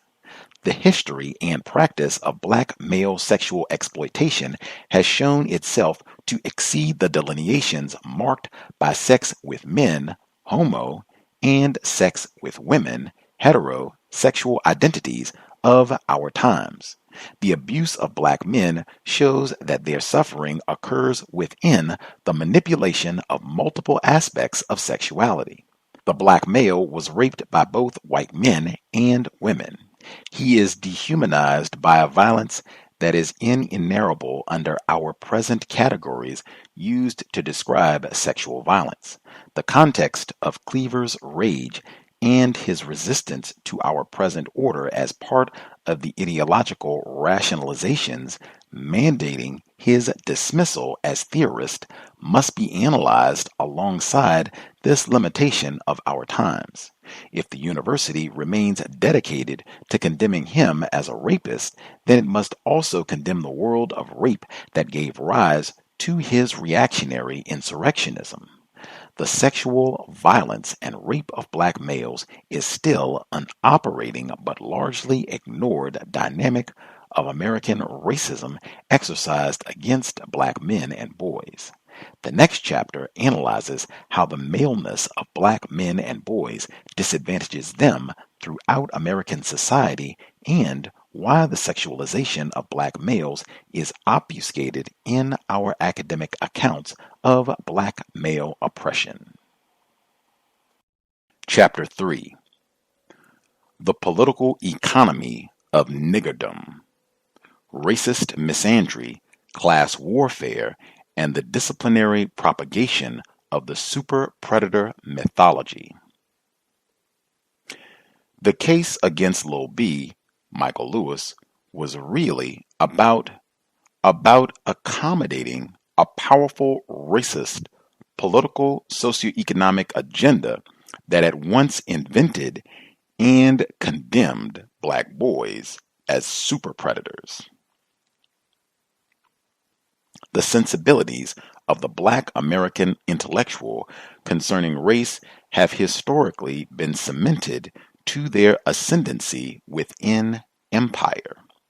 How one writes about race, offering hope for change in opposition to the totality of racism, and communicates an aspiration for the possibilities made available by American ideals such as freedom, justice, and equality, has been the demarcation between what is called radical and what is called progressive. In The Failure of the Negro Intellectual, 1973, E. Franklin Frazier describes Black intellectualization as the deniggerization of Black scholarship, a retreat from using Black experience as the foundation of theorizing the Blackness, or an emptying of his/her life of meaningful content and ridding him of all Negro identification. The study of Black folk under the integrationist milieu shows the danger that Black intellectuals, this Black bourgeoisie, pose to our conceptualizations of, our thinking about, Blackness, which was described in Carter G. Woodson's The Miseducation of the Negro, 1933. In trying to distort the content of Blackness to fit within the confines of disciplinary study, the study of Black folk by the academic class reflects the desire of Black intellectuals to be beneficiaries of the anthropological history and consequently the post-racial possibilities articulated through white humanity while desperately seeking to separate themselves as a class from the pathological representations as associated with the nigger, the decadent racial connotation inhibiting the recognition of their spiritual transcendence to a more bourgeois class. Assimilating canonical knowledges then acts as the means by which life is grasped. Revelation, pulling the Black intellectual away from the wretchedness sown into the flesh of Black people and the death of niggers. It is here that he, the Black male, the nigger, is avoided. As Frazier notes, one is reminded of the words of Langston Hughes in Ask Your Mama, where he says that the African visitor finds that in the American social supermarket, Blacks for sale range from intellectuals to entertainers. Thus, it appears that the price of the slow integration which the Negroes are experiencing must be bought at the price of abject conformity in thinking. The effect of racism is much more complicated than the blanket history of exclusion usually offered as the master narrative of slow, arduous progress in the academy. It is undeniably true that Black scholarship was denied entrance into the American university, while the scholarship and thought allowed in the academy was moderate and rewarded for taking integrationist stances far removed from the political and philosophical tone of the Black internationalist and anti-colonial traditions thought to originate primarily in the masculinist rage of the Black male. This historical problem by which the Black thinker is allowed to become an institutionally supported Black intellectual is not unlike the disciplinary constraints and erasures that are currently limiting the theoretical works surveyed and subjects taken up in current works on American racism dealing with Black men and boys. The Black male, his realities as both the Black man and the Black boy, is antithetical to the upward trajectory of the Black academic class. His existence is a stark reminder of the reality of racism and remains a contradiction to the mythology of racial progress held so dear by many a Black academic. Because Black maleness is pessimism, literally the foundation of the dissatisfaction and hopelessness in the order of anti-Blackness sustained by society and thought, the study of his actual being is shunned, erased for the convenience of maintaining a political narrative of racial advancement and equality able to be explained by less material and more intersectional post-structural theoretical accounts. The theory and conceptualizations of the world originating from the life of the Black male are altogether ignored, and his death, which exposes the machinations of anti-black racism peacefully coexisting among the symbols used to rationalize the stories of racism's slow demise in America, are de-emphasized for the recognition of more ideal intersectional subjects. The black male is the victim of disciplinary circumstance. Our current orders of knowledge intuitively assert that masculinity remains invulnerable to the gendered violences that appear on first glance to be parasitic to the female body. This ontological assertion, holding that sociological phenomena should be recognized as gendered only when women experience them, has led to an ahistorical assertion, namely that certain violence continue to make women vulnerable, but since they are female violence, they are not experienced by males. The suffering of the black male, however, stands in sharp contrast to this analytic calculus often deployed by academics. Because there is no attempt to reconcile his alleged theoretical privilege as a male with his material disadvantage as black and male in this society, black maleness is largely determined by the ahistorical synonymousness to white maleness more generally. There is no ontological semiotic attempt to categorize the black male's historical and sociological vulnerabilities within the male category. He is simply overdetermined and imperceptible within the multiple male configurations that name him. Under disciplinary arrangements of gender and sexuality, the unemployment and underemployment of the black male, his lack of high school education and college matriculation, his disproportionate physical and sexual abuse at the hands of black men and women, foster parents, and the police, and his disproportionate death and incarceration are obscured.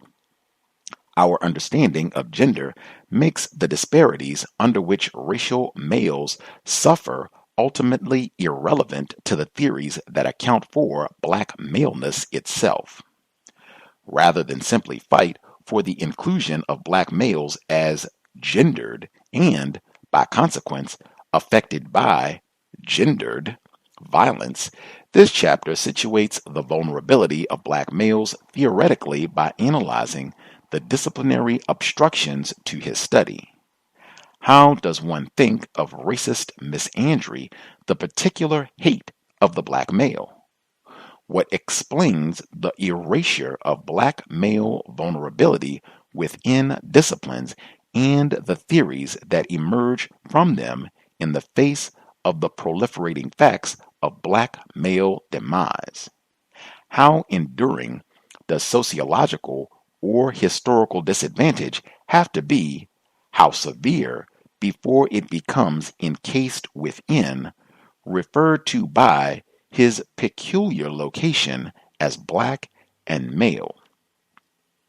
The conceptual exploration of black male vulnerability, of his dehumanization economically, politically, and sexually, must confront his material reality, and that confrontation should bridge the gap between theory and facts.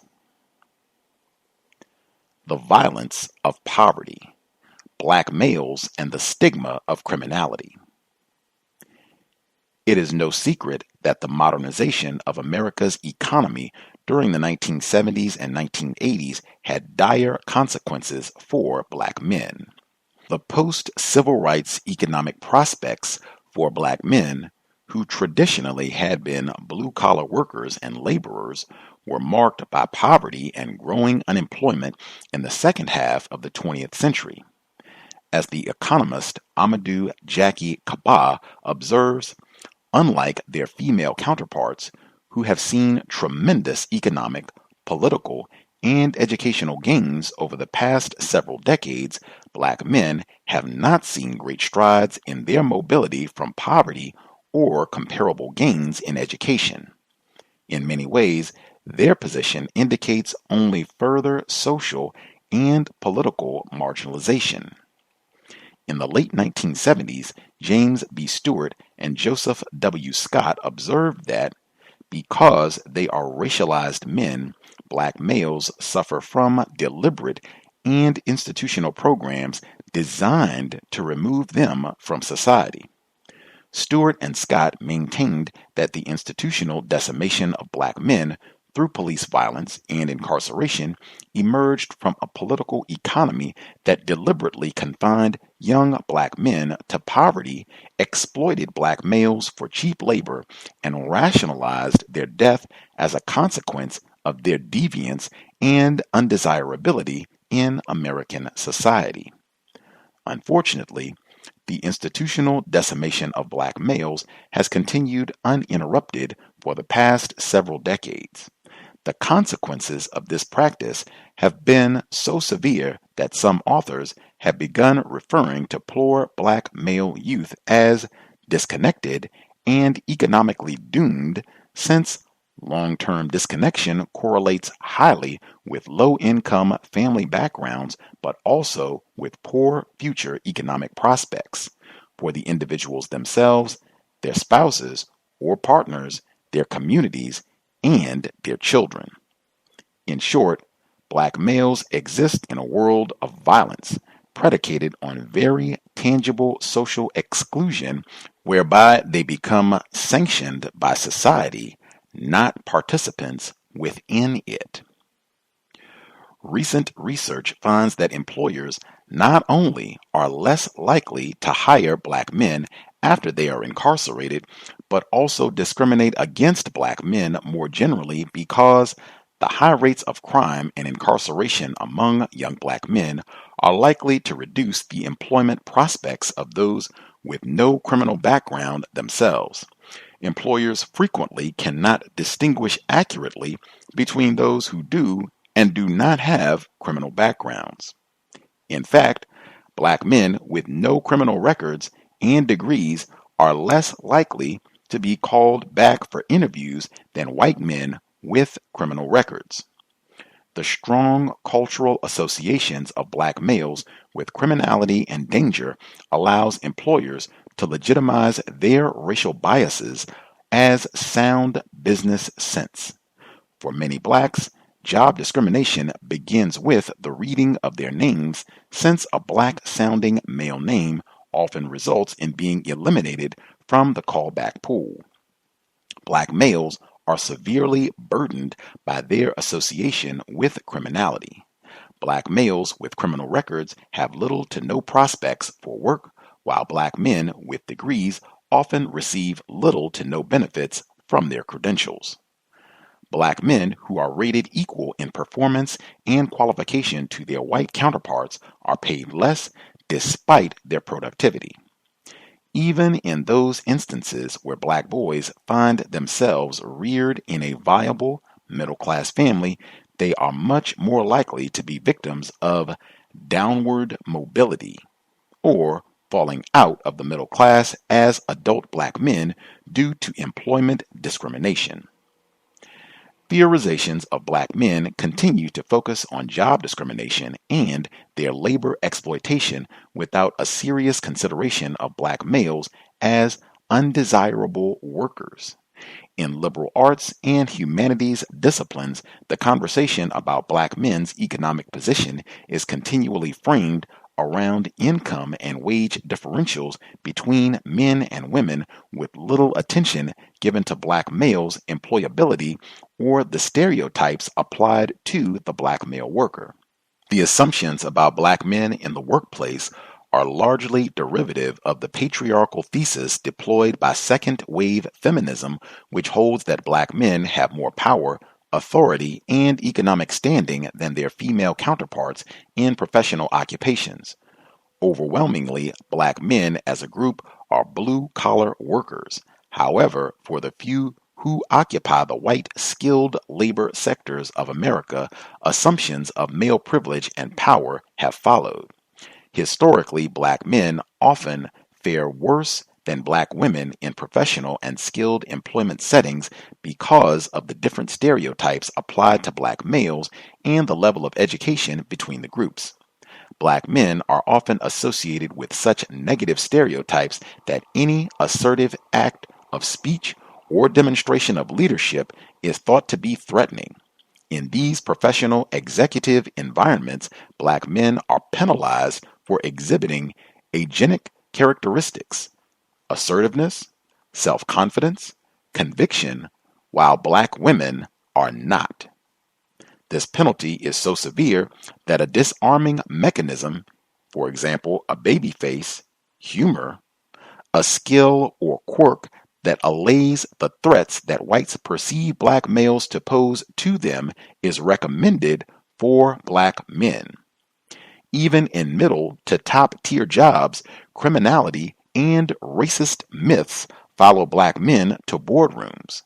Class and education simply do not protect black men from the racist stereotypes attached to their lower class counterparts. For black men, work, or more accurately, the denial of work, is a sexually specific refusal. The denial of work cannot be articulated as a common sociological or economic phenomenon. It is not simply a class problem. While unemployment can and does affect all racial groups in America, the black male is deprived of work as a means to sustain both the prison and his status at the bottom of the economic hierarchy.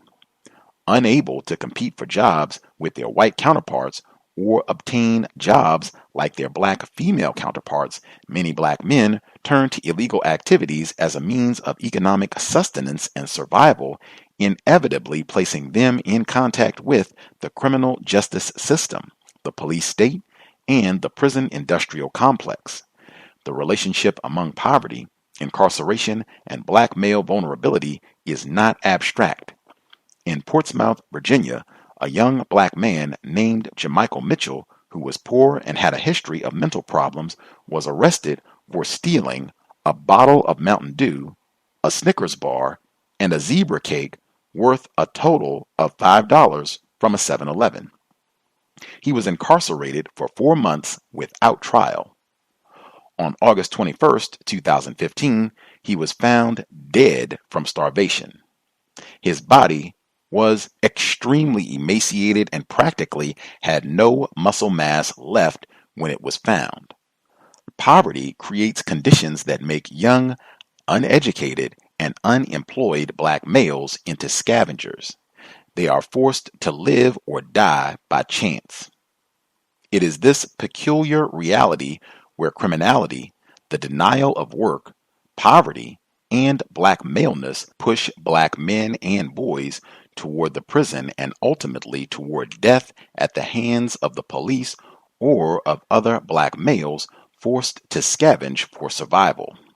The system that excludes black males from work and life is creating logics of death that are sustained and accepted by both black and white members of society. We turn from the poor, we do not theorize about them. We acknowledge their position and, like the aristocrats of old, express some regret for their station in life. This class bias from which black people generally, but black males particularly, are observed is saturated with condemnation, not earnestness or understanding.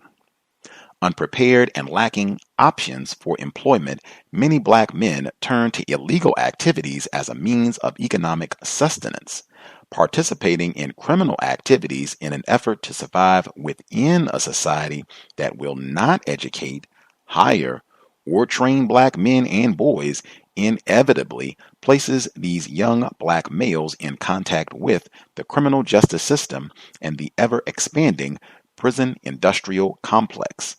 Following the institutional decimation of black men, pointed out in Stewart and Scott's work on the relationship between prisons and poverty, Michelle Alexander's The New Jim Crow, Mass Incarceration in the Age of Colorblindness, 2010, argues that mass incarceration is the most damaging manifestation of the backlash against the civil rights movement.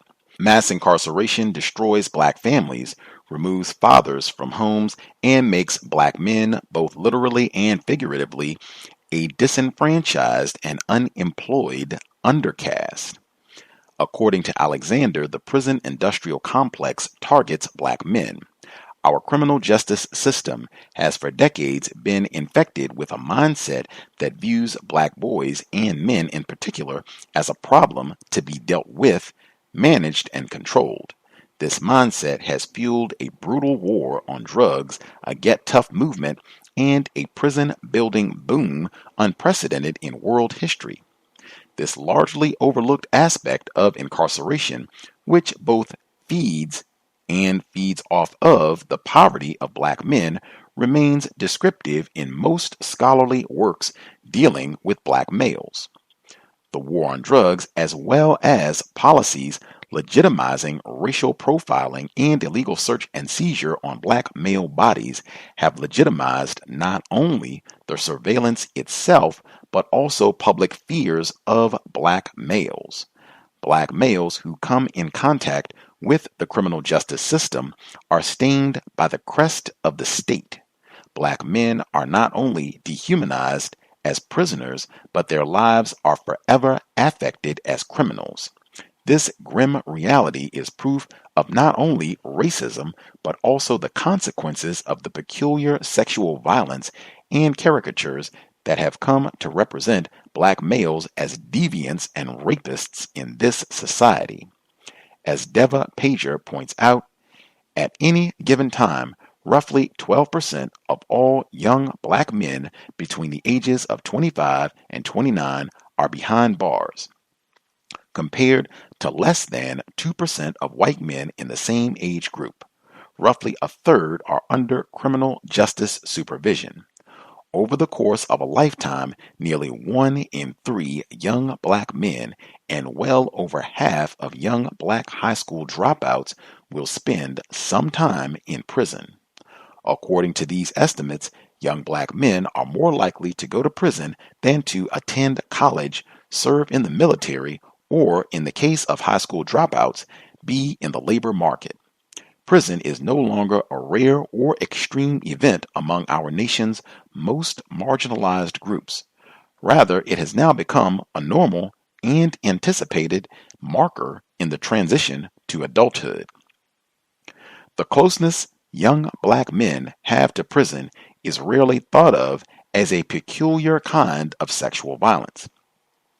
Eldridge Cleaver and black male political prisoners like him boldly announced the realities of incarceration, but very little understanding remains of the effects of incarceration on black males and its relation to their specific sexual disadvantages in society.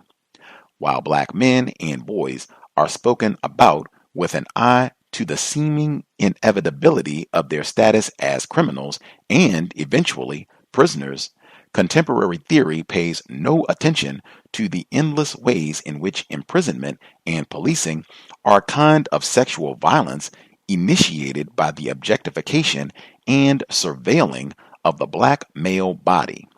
Poor young black men are thought to be thugs and in need of correction. Many black men who are not imprisoned or dead still live their lives controlled by the state. Young black men who are on probation not only endure the economic consequences of their conviction, but also are reminded daily of their unfreedom by the state. Victor Rios argues, when a young person is on probation, he is left with few rights. He can be stopped and searched for no reason and can be arrested for non-criminal transgressions such as hanging out with friends or walking in the wrong part of the neighborhood. The overrepresentation of young black men in prison limits the ability of scientists, clinicians, and doctors to gain valuable information about their health. Becky Pettit believes this is an epistemological problem with real political and policy consequences. By not seeing black men who are incarcerated, the study of Black men is deprived by a collective blindness that hinders the establishment of social facts, conceals inequality, and undermines the foundation of social science research, including that used in the design and evaluation of social policy. Similarly, Emily Wang has argued that incarceration makes the tracking of Black males' health problems especially difficult. Her findings suggest that the high rates of incarceration of Black men during the past 3 decades may have accounted for up to 65% of the loss to follow-up among Black men in clinical studies. Because incarceration affects Black men disproportionately, we know significantly less about their health outcomes than about those of white men and women or of Black women. Perhaps the greatest irony of these realities is while the sociologists, demographers, and criminologists issue warnings about the ignorance we share in not knowing enough about the actual conditions and life chances of Black males, scholars in the liberal arts insist we know far too much already and should research their suffering less. Under the current gender regime, these Black males, their lives, now absent from society, remain simultaneously unpresented and erased in theory. Gender theorists insist that we know about them intuitively, so we need no account of their subjectivity in theory beyond the problems, Black masculinity, they present for other identities. Such intuition is in reality merely the rationalization of ignorance. We claim to see and know what cannot yet actually be known because we understand Black males as negative entities we wish to avoid. There is simply not enough information about the Black males vacated from society through death or prison to know all of what theory claims. The prison, like death, prevents our ability to observe and study Black men and boys as they live. This blindness of Black male life means that as scholars and observers, we fail to perceive the extent of Black male disadvantage and vulnerability. We turn from evidence simply because we trust the allure of a construct like Black masculinity to do the work of evidence. The story of Black men's failures or personal narratives of their violent behavior stand in for facts about Black men. Consequently, our understanding of the actual conditions of Black men rarely rises above this level.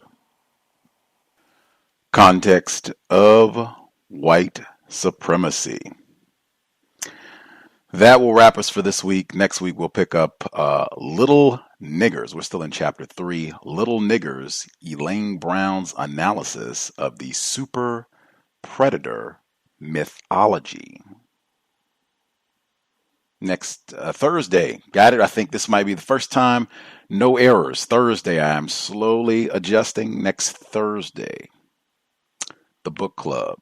If you have commentary, questions, anything stood out, didn't make sense, feel free. 641-715-3640. The code 564943#. Press *61 if you have thoughts, comments, questions, anything that really stood out that you thought was remarkable or changed the way that you thought about a particular concept. We should have ample time if you have thoughts to share, especially if you think you have a thought, question, and you did not get to participate during the first portion. You should get your hand up immediately. Do not wait until the last minute to speak. Let's see, the person 3098. Give us, if you want to share your thoughts, feel free. Yes, good evening. Can I be heard? Yes, sir. Yes. Greetings. I hope everybody's having a constructive evening. Quick question, Gus. Do you recall the name of the structure that Thomas Jefferson had built in the center of Monticello to view at a 360-degree angle?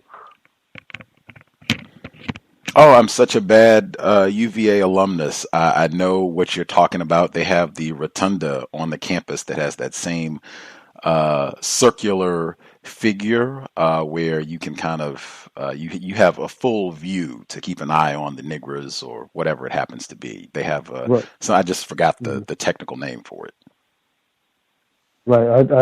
Because I thought it tied into what the first segment was about viewing blacks under supervision. So I was trying to recall the name.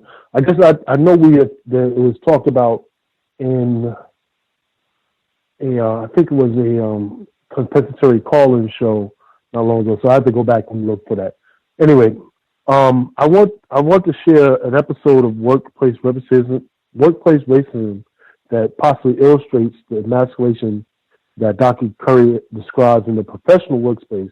Would that be acceptable? Oh, let's hear it. Let's hear it. All right. So basically, I was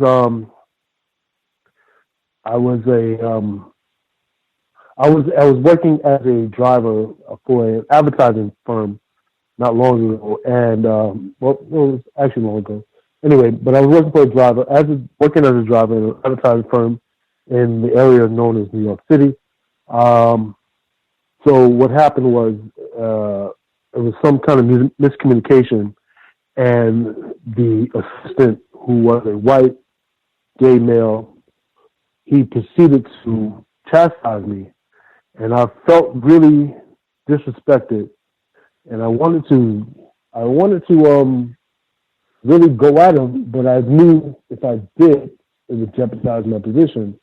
And I think that ties into what he described as like, I can't be overly aggressive with other coworkers because I outweigh him, just as an illustration, I outweigh him by, 50 pounds or whatever, and it's like, I really wanted to go at this dude. But I knew I couldn't do it because it would have cost me my job. That's why I thought that, that passage where he said we have to demasculinize ourselves in order to succeed in this professional workspace, it really resonated with me. And that I just wanted to share that I as a personal experience, I've lived that and experienced that. I wanted to share that. And I'll mute my line. Thank you. Much obliged. Workplace racism, Fridays, 8 p.m. Eastern, 5 p.m. Pacific. We'll be here tomorrow. Workplace racism. I wrote that on Facebook earlier. There's a lot of overlap with the broadcasts today and tomorrow. Lots of overlap. But that is very common. I'm sure Dr. Curry would appreciate it. And I'm sure a lot of our listeners could probably give very similar stories, particularly if we have any larger black males. I'm in that category myself. Other folks that we've not heard from at all. The person, I guess you're on the vote line, maybe? Oh, yes. Can I be heard? Yes, sir. Okay. Good evening, Gus. First time caller, long time listener. Good evening to all the callers. I just wanted to speak to the passage in which it said penalties and institutions for assertiveness and conviction. And right when I seen the post on Facebook, I was reading some more, doing some more scrolling, and I ran across Mark Hill, CNN, and I was wondering if you knew anything about that. Say that again. Could you say it again, please? Yes, CNN, Mark Hill. Oh, Mark Lamont Hill. He got fired for his comments about Israel and Palestine. That happened today, right? Yes. Yeah. And I was reading that article, and it was just goes back to what the passage said. He was being assertive and convicting, and that cost him his job from CNN. And I also noted that he was a professor at where was this at? Oh yeah, he was a professor at Temple University, or he is a professor at Temple University. But they took the position when it was brought to their attention, they took the position as saying he has a constitutionally protected right to express his opinion as a private citizen. So it just goes back to show some institutions have different what I want to say executions of racism, and others do not. We've got to be aware of it. Indeed, that was indeed excellent point. Current events, workplace racism. I think that just happened within the last 24 hours. I know that was trending. Quite a few folks were talking about that earlier in the day. And Dr. Corey wrote about that in the text specifically in terms of what you are allowed to say if you are in the academy, which Mr. Hill, Professor Hill is. If you're in the academy, what you're allowed to say, what you're not allowed to say. Other folks who dialed in, if we've not heard from you at all, no, if you have a hand up, line should be open. Definitely, if we missed you completely, you should go ahead and speak up now. But folks with a hand up, person at 5771, did you have commentary? You should be with us. Can I be heard? Yes, sir. All right, this is Henry from Chicago. I'm just got in about an hour ago, so I missed the first half. But on page 106, where he says that job discrimination begins with the reading of their names, since a black-sounding male name often results in being eliminated from the callback pool. Now, also, too, and I've been a witness of this, they also look on the resumes at the addresses. And I definitely know if they're, like, in particular, like, say, in Chicago, if you're from the south side or the west side, you are definitely scratched off the list, especially if you have a black-sounding name and you're from the south side or west side of Chicago. So region or area that you live in is also causes for being eliminated off the call list. Also on page 109, when he was talking about black men turning to illegal activities as means of economic subsistence. Well, you know, I don't know how it is in other cities, but I know here in Chicago, one of the more popular illegal activities that, you know, most black men would participate is in the drugs. And here in Chicago, it's starting to change. I've had mostly because they've locked up a lot of young black men caught up in it, and most of them didn't even sell; they were just possession.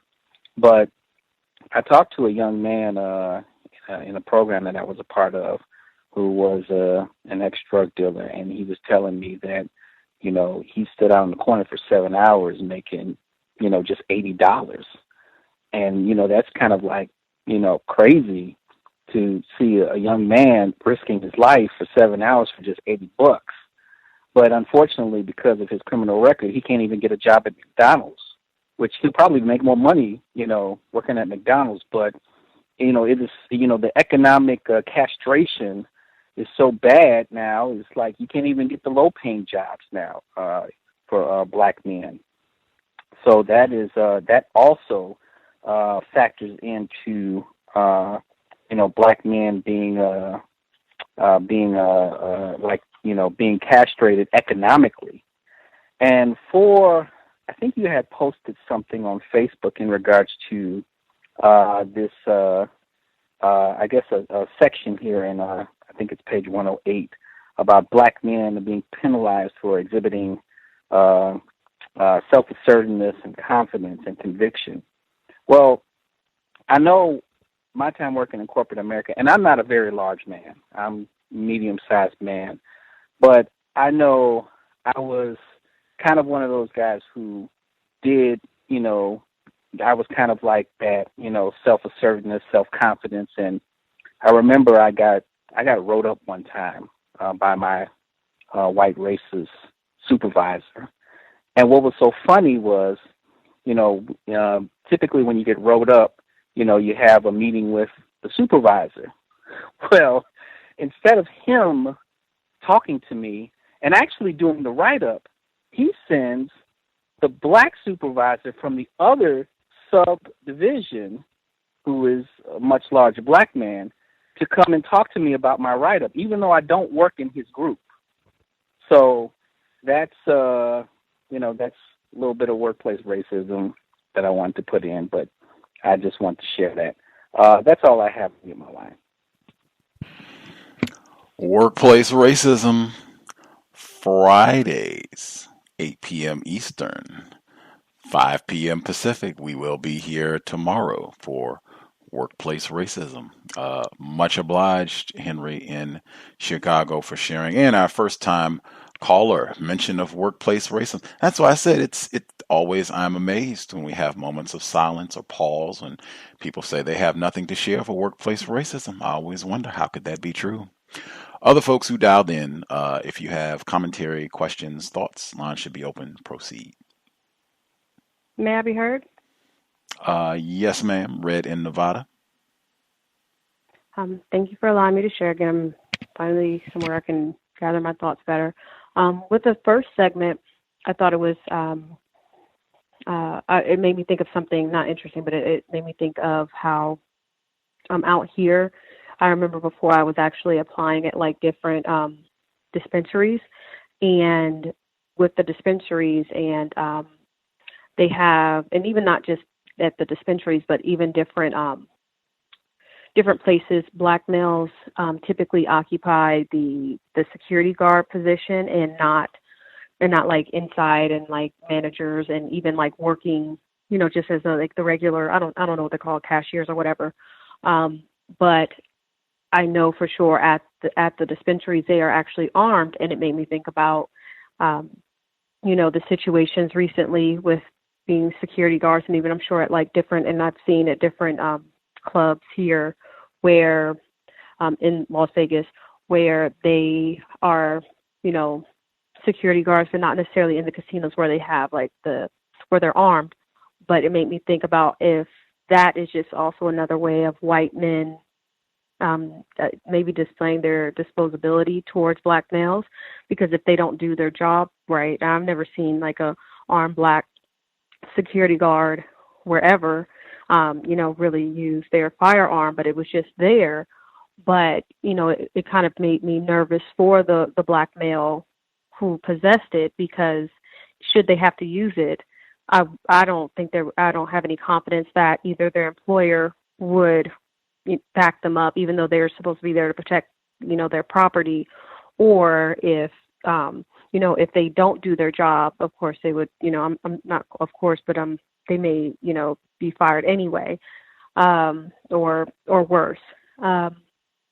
The other thing that I wanted to share, this segment, and with Dr. Curry, how he was speaking about black males in the workplace, and one thing that I've observed, there's not that many, of course, black males in higher positions in the workplace where I'm located currently, but one that I've been observing, like since I've been there, he is in like I don't know if it's like an executive position, but it's not necessarily entry level. But I just noticed, and I feel bad for him essentially, because it seems like he really does have to take on a more jokester role. And I feel like he seems like he does have more intelligence than what he has to display. Like during Halloween, he dressed up as a rapper, and he would go around, and he was like, and there were other people who dressed up as well.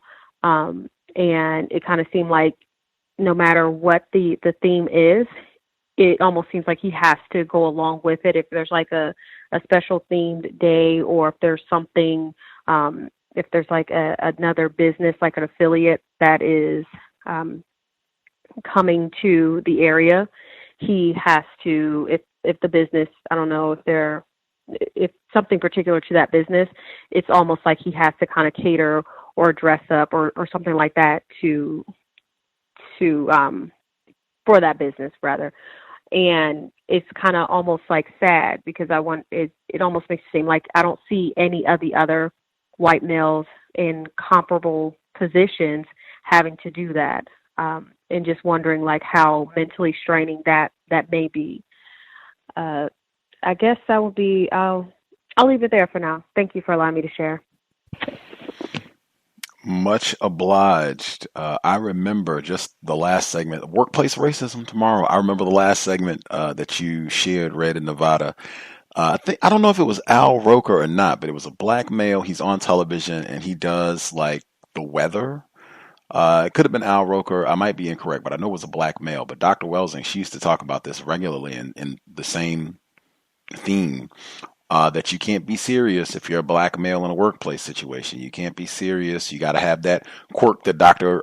Curry wrote about that we just covered. You got to have that quirk or smile or something goofy so that they don't think that you're threatening. And she said that this black male, he's on with his suit and everything. If you can think about the people that are normally doing the news or the weather or what have you, they're normally not, a jester in a clown suit telling jokes. She said they had this black male putting on deodorant, like lifting up his shirt and putting on deodorant as opposed to come out and what's the forecast? You're a meteorologist. You have to go to school for that. They normally don't just let anybody just come on and, tell us what the daytime high is going to be for Friday. What's our weekend forecast?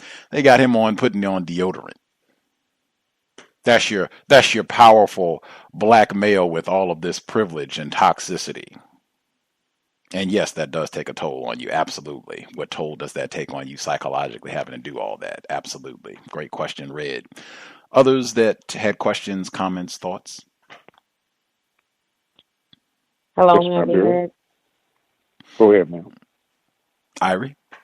Thank you very much. Thank you for that. So the segment that was speaking to employment, I thought about the name I gave my son and how over years and still I've been complimented by the victims of racism to the name choice and that, he'll definitely get a job because of the name I picked. And I admit I was confused about things and I probably would not have picked that name now, but I do admit even still that is a big factor that is going to direct his life in so many ways that other black males won't experience because of name choices on resumes. Let's see.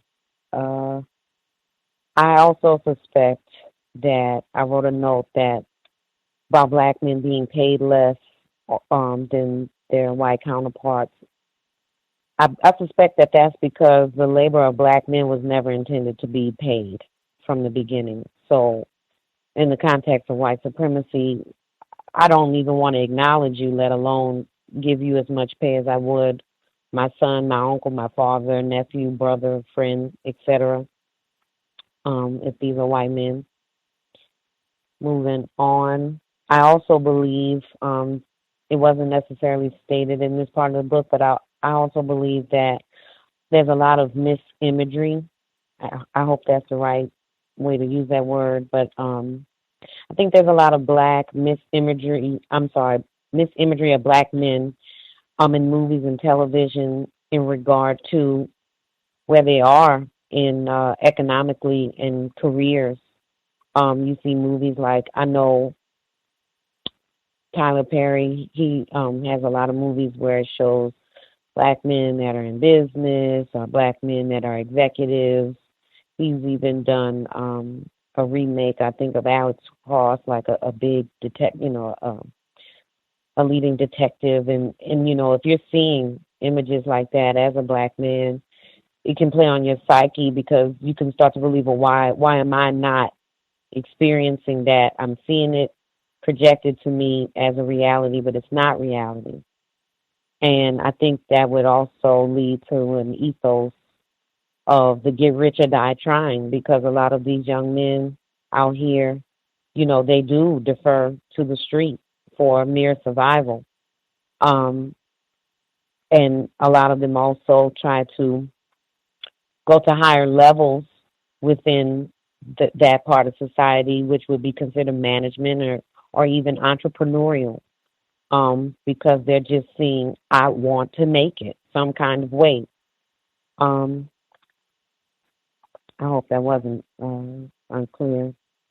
And also that mindset of wanting to survive, wanting to do more than survive and be successful is basically a trap because of white supremacy.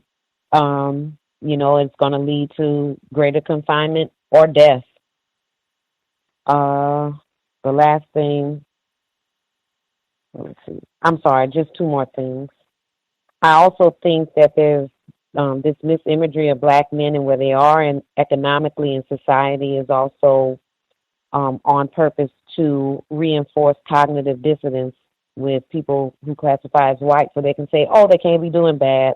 I just saw a movie where they were on a yacht, or they were picking out, big diamond rings for their fiancés, et cetera, et cetera. So, I mean, what are they talking about? Poverty and discrimination based on the false projections. And the last thing is the economic disenfranchisement of black men. What I gathered from the book and my own thoughts is it's a form of sterilization. A lot of black men, don't get a chance to reproduce. Or if they do, they're not productive fathers. They can't provide. And then that also leads to other, consequences because of this effectual sterilization of manhood. And I'll mute my line. Thank you very much, everybody. Thank you, Gus. Much obliged, Irie, caller down in Louisiana. Mr. Demery Ford, much obliged for yielding. Proceed, sir. Oh, yes, no problem. Quickly, the violence of poverty, black males, and the stigma of criminality. They were stating that, although the females have had political, educational gains, that same progression is not afforded to black men, and that even in the late 1970s, that James Stewart and Joseph Scott observed that because they were racialized men, black males suffered from deliberate and institutional programs designed to remove them from society. So not only are we the last to be hired, first fired, they are trying to remove you from society altogether. Now, black men with no criminal records and degrees are less likely to be called back for interviews than white men with criminal records. I think one of the other callers covered that part, but at any given time, roughly 12% of all young black men, and Gus, I had a question to ask that I noticed in the book that when he writes black men, he puts the B in italics or parentheses, and I was wondering why he was doing that, because if you remove the B, then it would be lack instead of black. I may be mistaken. It looks odd.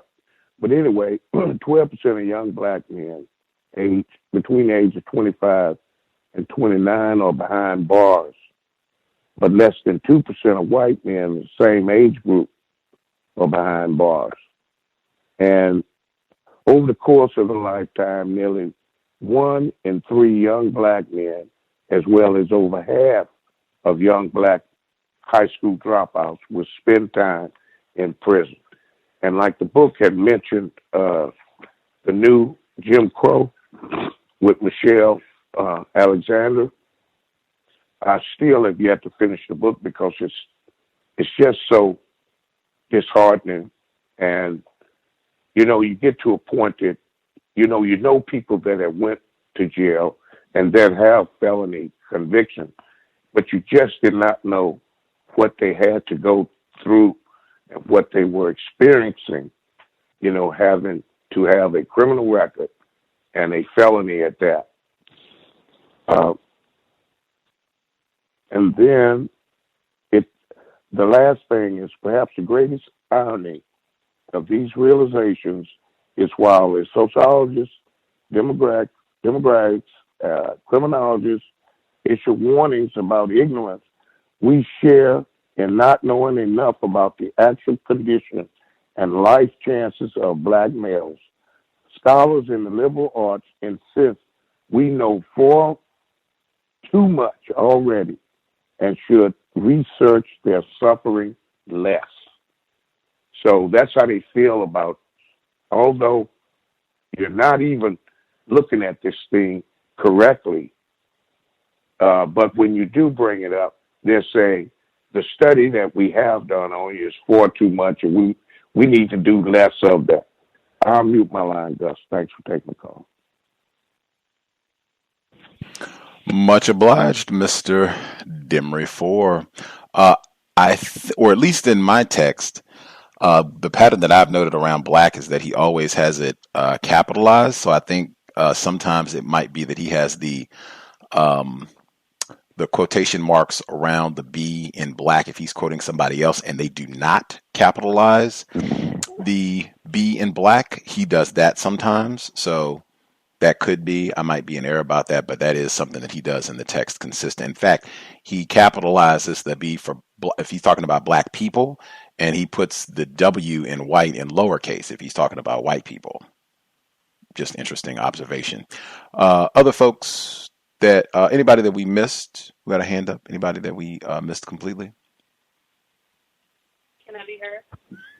Yes, Princess, your volume is low. If you could speak up, that would be helpful. Okay, just one moment. Can you hear me now? That is better. Okay, I just took it off the Bluetooth. I was going to say real quick, the part where it was talking about the mass incarceration and what else? Prison reform and stuff. I just wanted to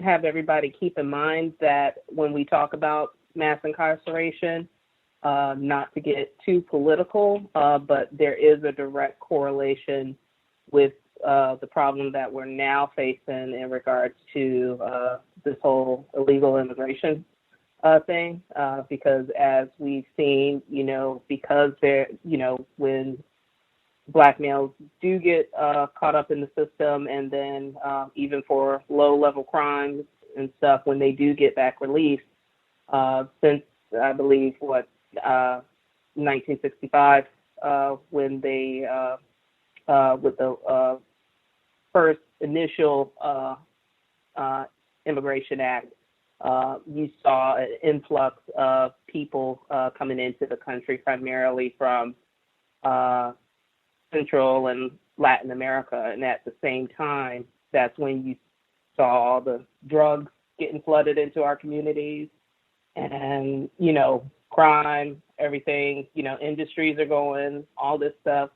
So just, I think we should definitely pay attention, especially now up until 2020, where this whole thing on the legal immigration is going. Because I do see that as a direct correlation to the plight of what black males continue to go through when we talk about prison reform. And I also, excuse me, I would say just from seeing how my dad, the type of work that he is involved in, highly stressful, working for the government. And I remember when I was in New Orleans, he was telling me about an incident where this was while Obama was still president, and he was talking about how some of his white coworkers, he had overheard them joking about him having his insulin pump on, and they had said something. I think I had shared it on the broadcast a while back when it initially happened, and he was talking to me how it bothered him, and even now, since he's back in New Orleans, now he's just to the point now where he's just trying to get everything finalized, and that's why I'm here, so that way I can get things set up until February, because he's just kind of ready to start working for himself, and just I can only imagine, because he doesn't talk about it too much, but the few instances where he's shared things that have happened to him at work. I know when he first retired from the military, he retired early. This was before the base closed in Bermuda and we got stationed here. The first time in Norfolk, he was always talking to us. Well, he told us, explained to us why he was getting out of the military. That was the first time he specifically talked about racism. And so I would just say, he has definitely had to internalize his rage, and as far as how he's being, mistreated at work, even though he has a degree, he's very intelligent. Like I said, he deals with an extremely stressful job, and even there, he can't get the respect he deserves, and it's just that's all I want to contribute. That there is the system of white supremacy. Much obliged, Princess. Lots of folks deal with that. Workplace racism again tomorrow, 8 p.m. Eastern, 5 p.m. Pacific. Said that a bunch. So many plugs. Thank you, Dr. Curry. We did our 3 hours, but I will make sure that I get in. This is a quote that I thought was extremely important in the text. He says, Dr. Curry writes, we acknowledge their position, talking about black males, and, like the aristocrats of old, express some regret for their station in life. This class bias from which black people generally, but black males particularly, are observed is saturated with condemnation, not earnestness or understanding. Whew.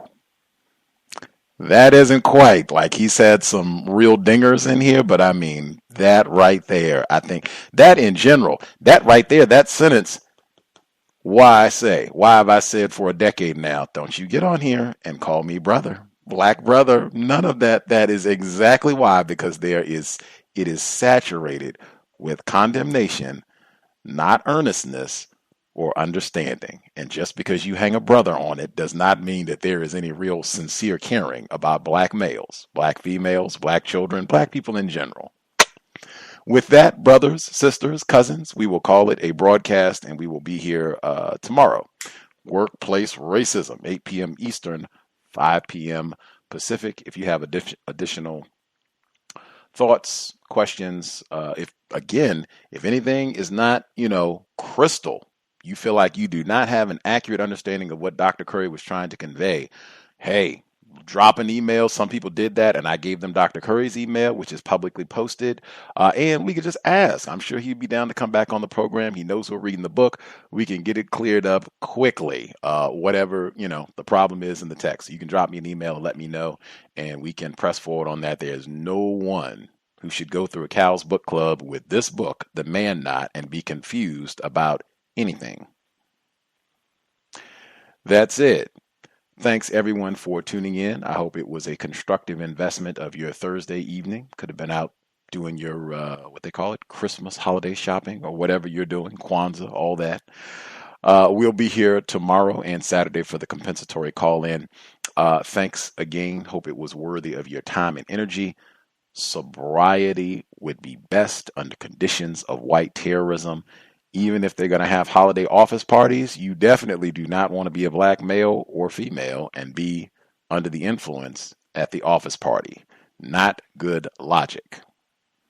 In addition to being sober, let's be buckled up every single time we are in a vehicle, driver, or passenger. Let's do all that we can to minimize contact with race soldiers, badge or no. With that, Creator, we ask that you help us remain patient with other black people, victims of white supremacy.